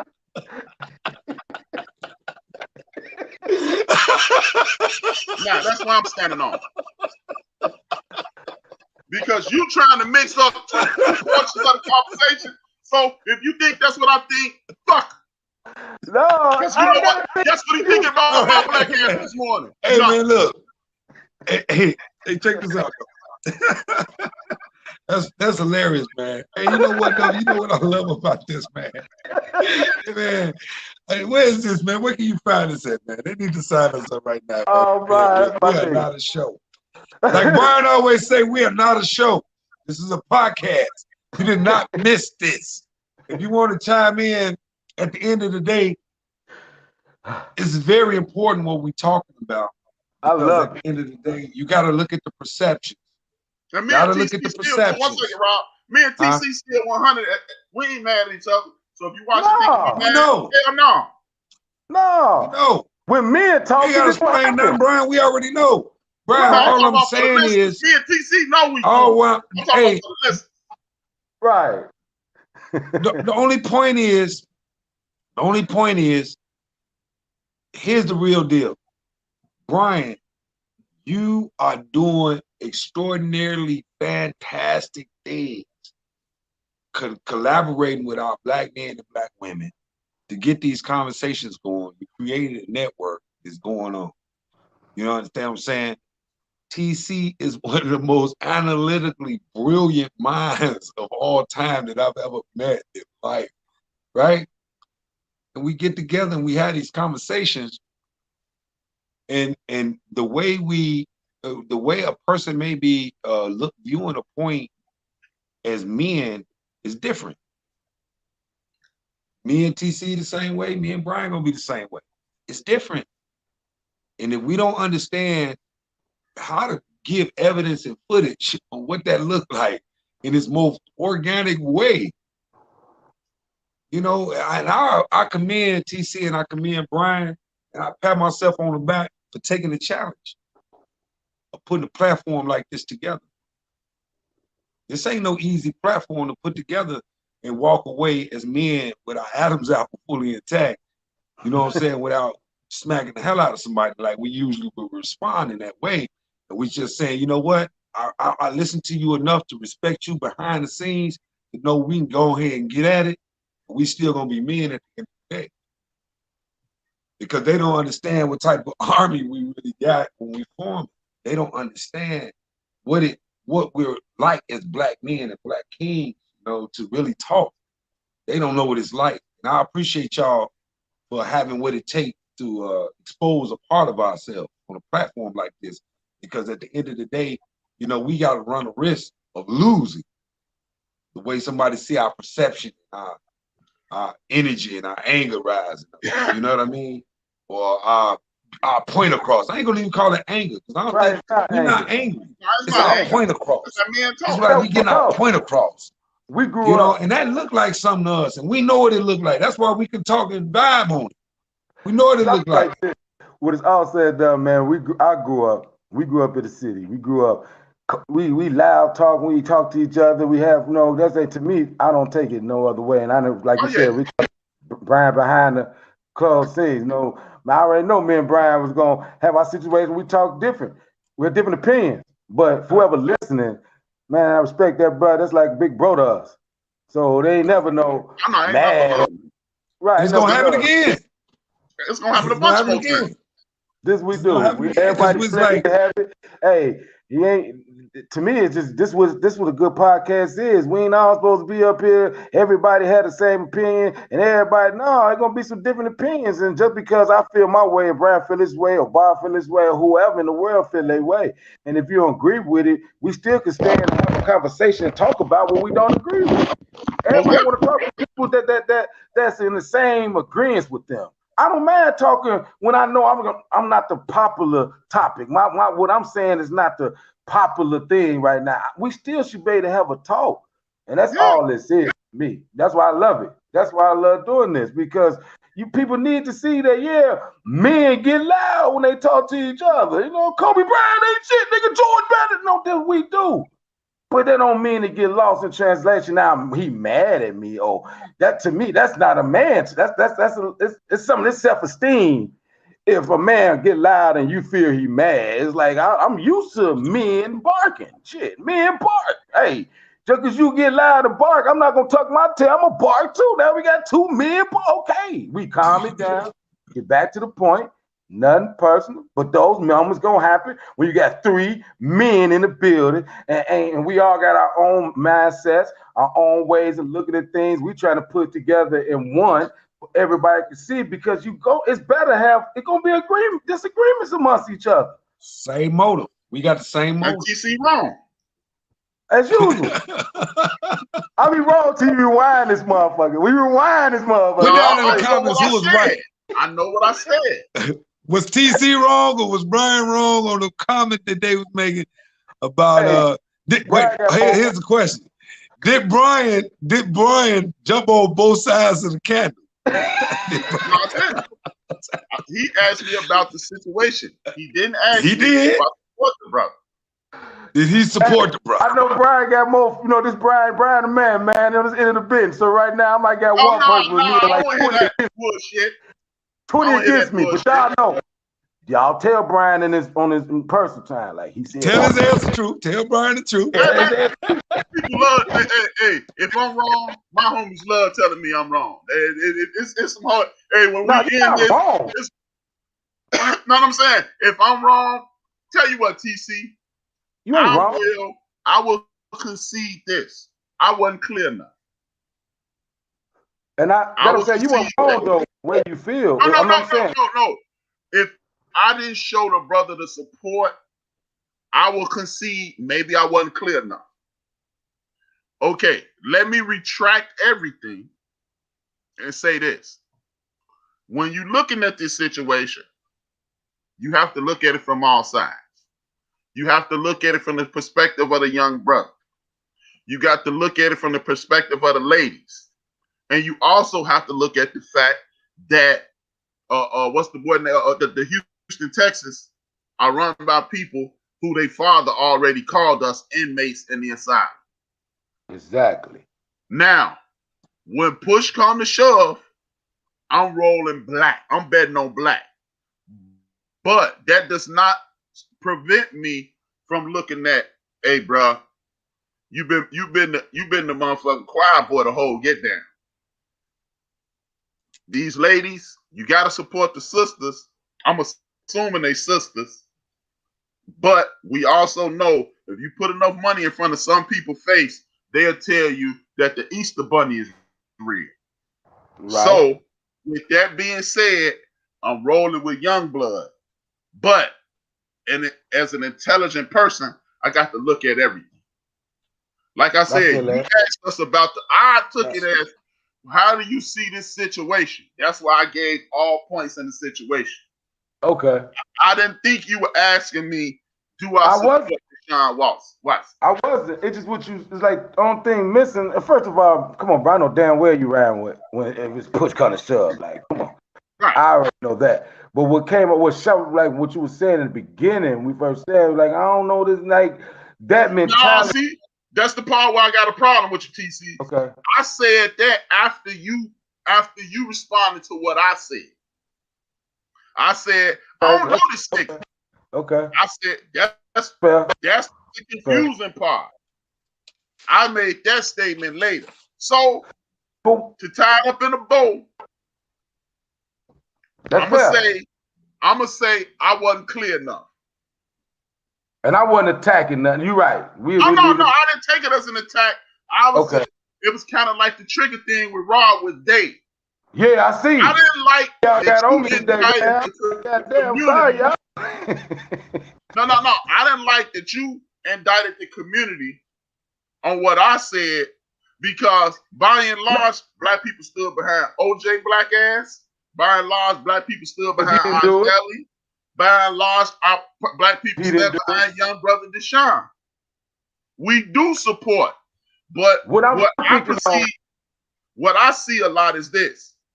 They only show the non-support on TV, so we assuming a lot of us feel that way. I'm not going off TV. I don't even watch news. I don't watch that stuff. I'm going off my threads. I just go off. Okay. You know what I'm saying? And I'm hearing people on my thread. I'm hearing a lot of going down. That's why I wrote it down. I want to be a topic, because I'm actually hearing people like, man, he shouldn't have. Man, every time you see somebody good, it's like, damn. It's like, that's all I was hearing. That's why I wanted to hear. That's all I'm saying. That's all I was saying. That's what I'm saying. Let me go back and retract it. I wasn't clear enough. Because I assumed you was asking about the situation. I didn't know you were saying you rolling with the young brother or what. No, so I wasn't asking, bro. I just wanted to hear. Right, I wasn't. I just wanted to hear what they think. You know what I'm saying? Because I'm hearing what other people was thinking.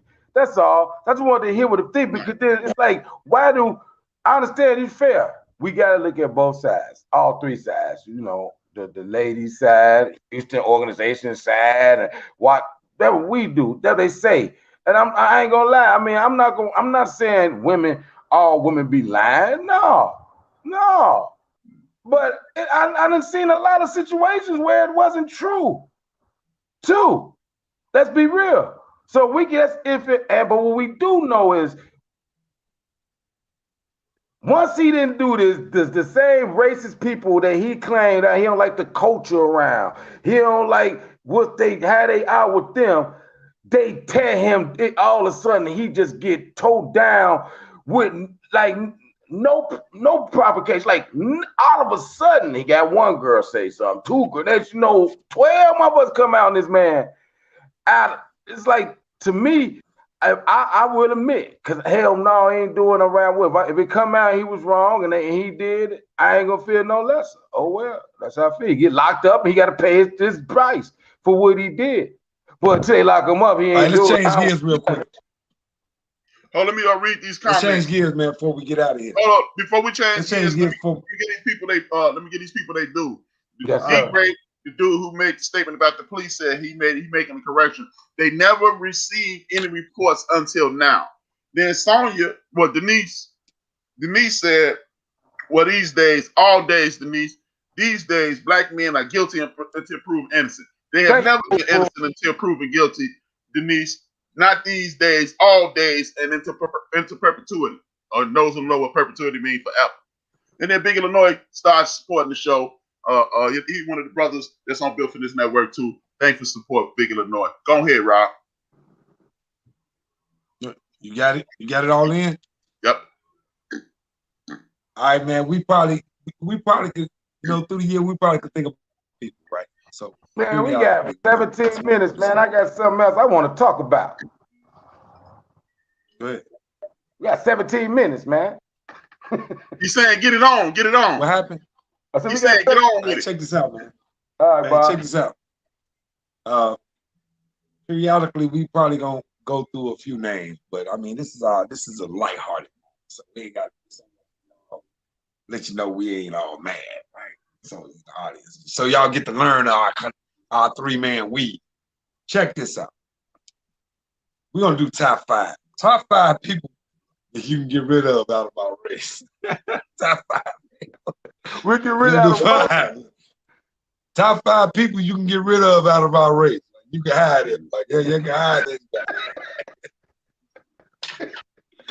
For real? Top 5 people. We're only gonna do 5 amongst the 3 of us. We can do 5. So we come over 5, we cut it off at 5. All right. Number 1 for me, Candace Owens. Bingo. Can have her. Number 1 for me, Herschel Walker. Bingo.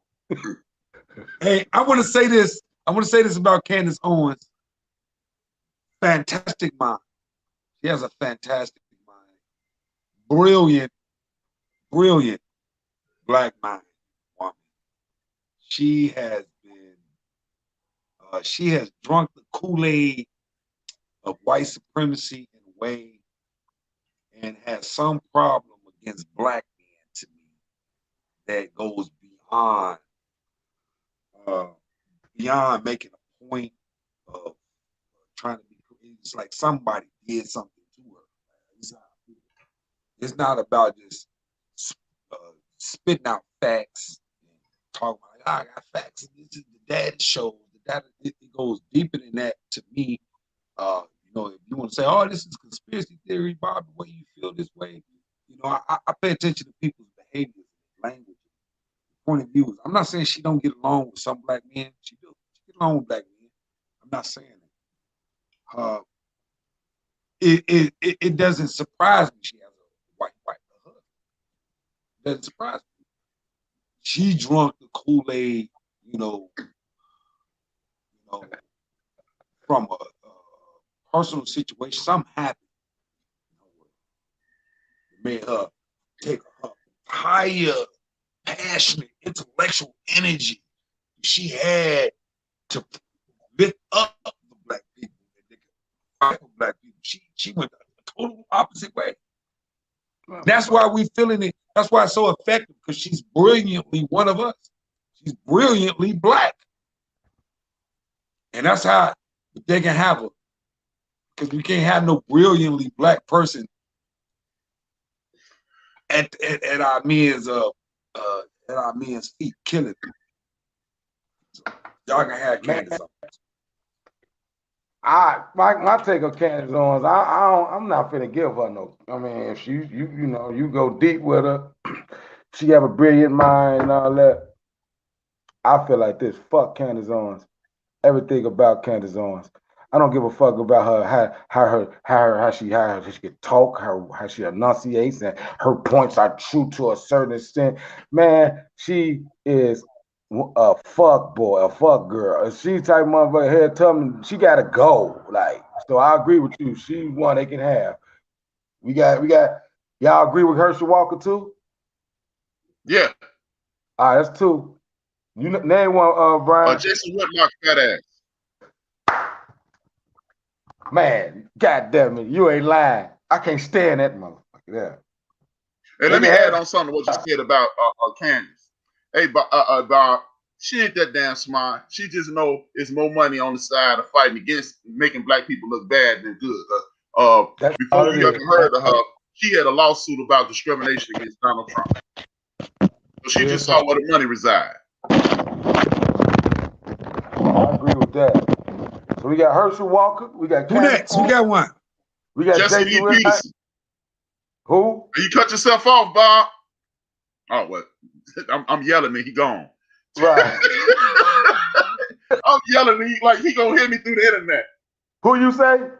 Jesse Lee Peterson. That dude, he a slow talking black dude. He retired. Wow. He 30% retired. I can't think of where you would know him from, because the reason I say him, and why I say it again with Bob get back, the reason I say him is this, TC, is because he used to be on Phil Donahue back in the day, caping for us. He used to be, I said Jesse Lee Peterson, Rob. What's the third one? Jesse Lee Peterson. He a goofy looking black dude. He got a goatee. He speaks real slowly. He got a radio station. He the one who was talking to Amber Rose, and he was talking about if you sleep around, you a hoe. And then she said, so if you sleep around, what that make you? A hoe maker. That's that. Right. I know what you're talking about now. That made me know what you're talking about. He another one of them dudes who used to be black as hell and then realized that he was living check to check, and then said, well, hell, the other side pay better. I give them Stacey Dash too. They can have Stacey Dash. They can have Stacey Dash. So we got Jesse Lee Peterson, Stacey Dash, Jason Whitlock, Herschel Walker, Candace Owens. Oh, y'all said Jason Whitlock? I missed that. Yeah. I was blacked out that long. Yeah, he said Jason Whitlock. I said, hell yeah. They can most definitely have Jason Whitlock with everything in me. Like they can have this. Whoa. They can have this unathletic. Big Illinois said Stephen A. They can have Stephen A. They can have him. Who said first. Stephen A? I would Man, you take. can't I have would get Stephen A. Stacey No. Dash. You can't have Stephen A. No, you can't have Stacey Stephen A. Dash and get rid of that clown. No, you ain't getting rid of. No, man. You can't get rid of Stephen A. She cuter than that clown, and she said, "I'm sorry." He on TV every day. He saw shooter Jason Whitlock. You know Rob Orr ain't shit. But TC scored 50 last night. I'm a black man. And then Big Illinois ain't shit. HRap, he was selling crack. Give me Stacey you Dash. can't get rid of We Stephen know A, she man. lying. Stephen A. said one of the most fantastic. Stephen A. said one of the most fantastic truisms that I've ever heard. And when he said that y'all sit up here and be trying to tell people don't dress like this, just don't dress like this, and doing an interview or whatever, and doing the interview, you put on your best. Don't tell them, man, they finna go make millions of dollars, and you gonna tell them like what they wear don't matter, just be yourself. No, that ain't real. Go put your clothes on and go make your money. That's real. Now Stephen A. said something real to me right there. Okay. Then you finna make some life-changing money. Your real, watch you throw your real in the garbage. Remember that young boy who's playing with the Cleveland Browns who kept getting high, getting suspended? What's his name? The wide receiver boy? Gordon. Josh Gordon. Josh Gordon gets suspended. Edelman gets suspended the same day, the exact same day. Josh Gordon this is early in it. This ain't 5-6 suspensions down. This is the second one. Josh Gordon is the biggest dummy in the world. Blah, blah, blah. They should throw his ass off a bridge with the brick tied to his neck and all that shit, right? 5 minutes later, Edelman suspended too. Josh Gordon gets suspended for weed. Edelman gets suspended for Molly. You know what he said? Well, you know, Molly is used to get up with the honeys. I ain't gonna tell nobody not to get up with the honeys. Throw that motherfucker in the river. Fuck Stephen A. I heard that one. I heard that from him. Dang, man. Big Illinois said they can't be agreeing with Bill O'Reilly. And he always kissing Sean Hannity ass. Wow, yeah. Damn, I feel that the way you feel about Stephen A. That's how I feel about Jason Whitlock. They the same dude. You ain't never seen them in the same. They ain't the same dude, man. Come on. You ain't never seen them. Somebody ain't never seen them in the same room. Is that what you said? But look, Stephen A. Smith is Buddy Love, and Jason Whitlock is Sherman Klump.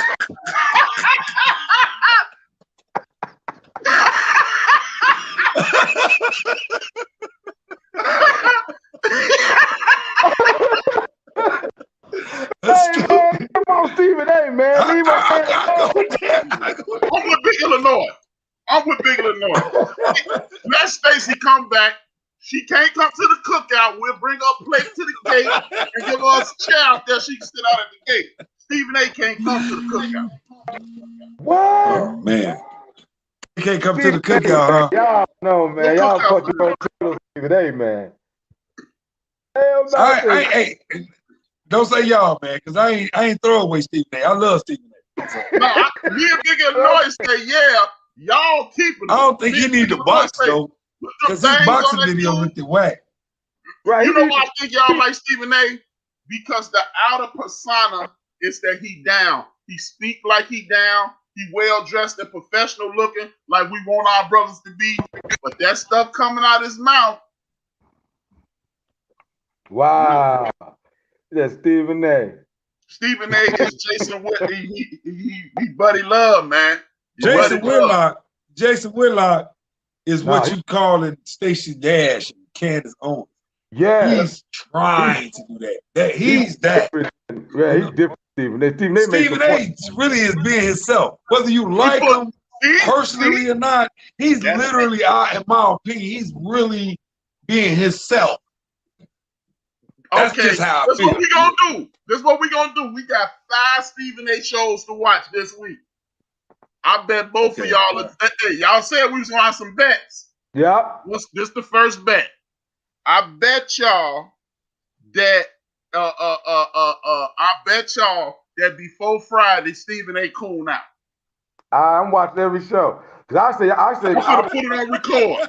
I bet you he coon out before Friday. I say give up Lil Nas. They can have Lil Nas X. They can have Lil Nas X. Who's the 5? Name the 5 again. Candace Owens, Jason Whitlock, Jesse Lee Peterson, Candace Owens, Herschel Walker, Walker, and Steve. And we gonna hold off on Stephen A. We're gonna leave Stephen A. We're gonna leave Stephen A. off the list. We're gonna right. Stephen A. We got 5. If he don't coon out before next show, he can stay. All right. But when he coon out Wednesday morning, I'm texting both of y'all. Told you. I'm gonna set up a recording right now. Hey man, look, that little brother who made the little brothers. I guess I didn't know he was gay like that, but he gay. He got some implants or something. The little dude, the little brother, what's his name? His name Lil Nas X. The little dude the little red. Yeah, now, them young rappers. Anytime you got a love or a baby around your name, I'm not listening to your music. I agree. He said little the baby. Any baby. Before we leave, name a consequence. Name a consequence. Let's level a consequence before we leave. DC, level a consequence. Consequence of what? Consequence. Name a consequence that us as men issue out justice, anything else we want to see for any community or any people who may not want to give us justice. As we stated earlier, no money. If you want, you can be a racist, but we not hitting you. No, we got to just keep our money in our pockets, even if it's your favorite, whatever. Walk away. Sandy said, "You guys are nuts. Leave Stephen A. alone. Miss Dash can go." Okay, Sandy, we gonna see. Come back next Sunday. We'll be here at 10 o'clock or wherever you at, 9 o'clock. 11 o'clock. We'll see you in a week, Sandy. Okay, watch First Take. He ain't cooled out in a minute. He ain't cooled out in a Hey, I know what he gonna I just figured out what he gonna cool out about. Deshaun Watson. Yeah. Hell yeah. Watch. He's speaking on that. Watch. But you know what? He did change. I admit that. Stephen A. changed a little bit. They said, Miss Sonya say Lil Nas X got some new titties. But the consequence, Bob. Stacey Packard. Hell yeah, definitely. I just feel like that Bob going to give the consequences. I didn't get the gist of that question. Did you get it right? Did you get the? I think he mean what should we do when people act the fool with us? Walk away. Walk away.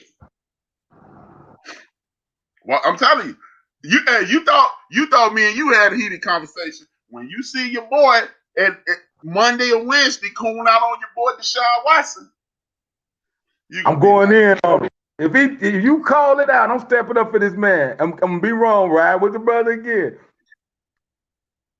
He not, man. It ain't in him. That paper they got in his pocket, that lining all the way back here, so chicks think he cute. He think chicks think he cute. It's a wrap. Sandy said, fellas, gee whiz, hot topic. We'll have some stuff to say. You can type it in. We'll read it out. We got a little time left. TC the Great, you are forever pushing buttons. Robert Orr is truly the peacemaker. Wow. Okay. Well, that's what it is. That's what it is. Hey, Bob was gone. I just want to know your opinion of Pepe Le Pew, man. We're gonna leave this out funny, man. What's up? That wasn't the biggest pile of bullshit in the world. I understand Pepe Le Pew was on the rape side of the game. Don't get me wrong, sister. He was a low-key rapist.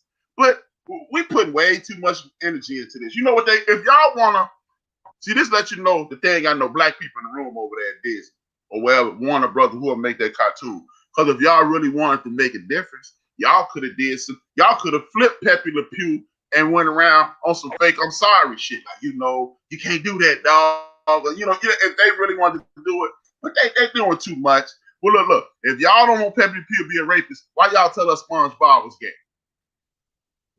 Right. I ain't even, it's like, come on, when I'm watching it, I didn't see him. I saw him. He was on the man was on the date rape side of the game, man. He running up on he thought them skunks. And the man was on the date rape side of the game. That persistence paid off, man. He wouldn't take no for. He kept trying to holler. He kept trying to holler. And what you ain't see when the commercial went on, he raped them cats. That's what it was, commercial. What about Johnny Bravo? Hey, Johnny Bravo in trouble, right? Johnny Bravo dead. Johnny Bravo dead. Gone. But you know what? They might be able to keep Johnny Bravo because he on Adult Swim. Quagmire. Quagmire dead. Quagmire dead. No more Quagmire. Quagmire just be hollering at the chicks. He just be on them. Pepe Le Pew was like, "What's up there?" He grabbing them and everything. They putting too much. They doing too much. That's too much, man. That was too much. Y'all got a president grabbing them by the pussy. But the damn skunk can't be too aggressive. Right. Pepe Le Pew, they're trying to holler, and they like Pepe Le Pew was aggressive. All I saw was a little hopping, smiling little skunk. Hey, my man, come here. TC. Pepe Le Pew used to cuff him up. Pepe Le Pew was a low-key rapist. Pepe Le Pew was a rapist, man. Pepe Le Pew would take something, man. Man, he just affectionate. He was affectionate. Hey, I bet you wouldn't let him be that affectionate with your daughter. And he was a skunk. That was crazy, right. Man. That was crazy. Man, this man, a musty rapist. Man did Pepe Le Pew wrong, man. Hey, but if they could take him down, they say he's not gonna be in the new Space Jam. They won't let him be in the new Space Jam. Yeah, he ain't in the new. Hey, watch this, though. I'm finna mess you up. You know why they took him down? Cause he's black.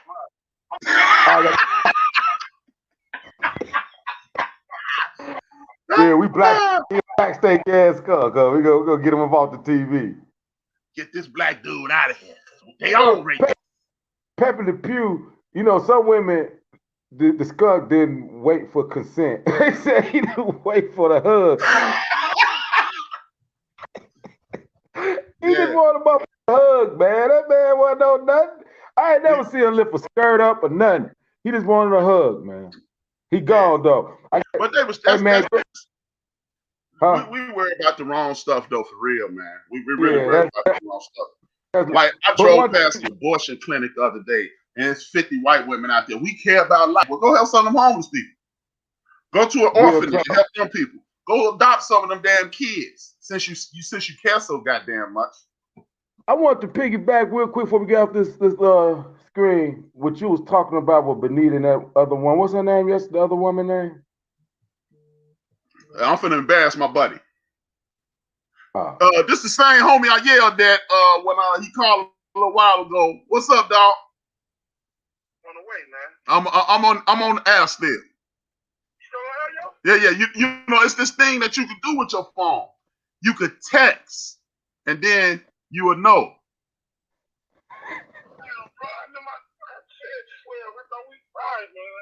You know what?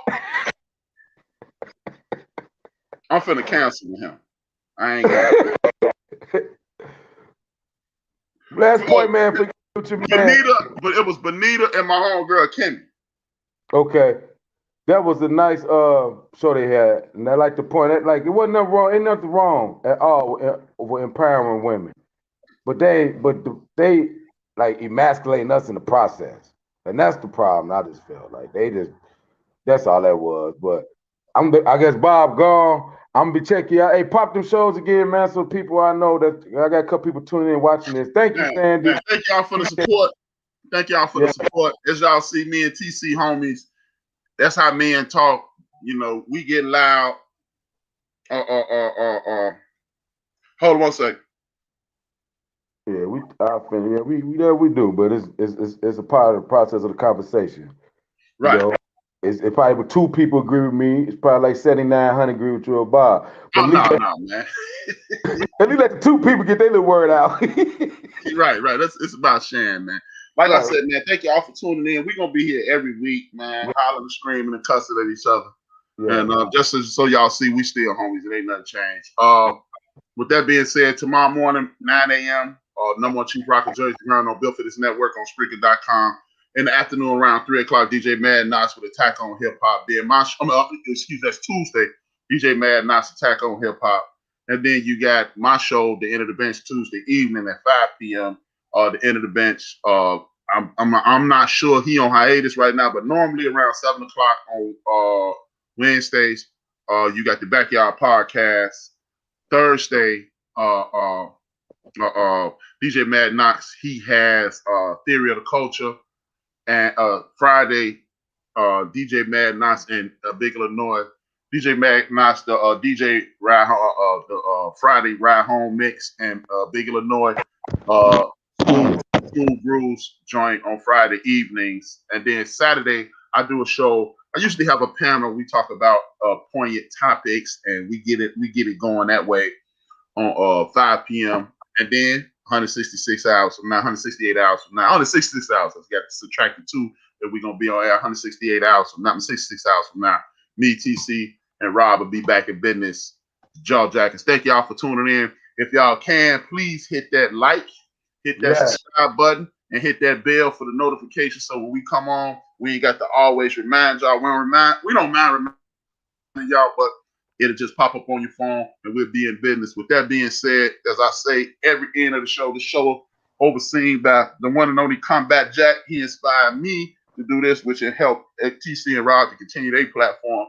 And he says, dream your dreams and man up and woman up and live your dreams because life without dreams flows in black and white. Life with dreams flows in technicolor surround sound. This is HRap B. This is TC, 2 fingers, 1 word. I'm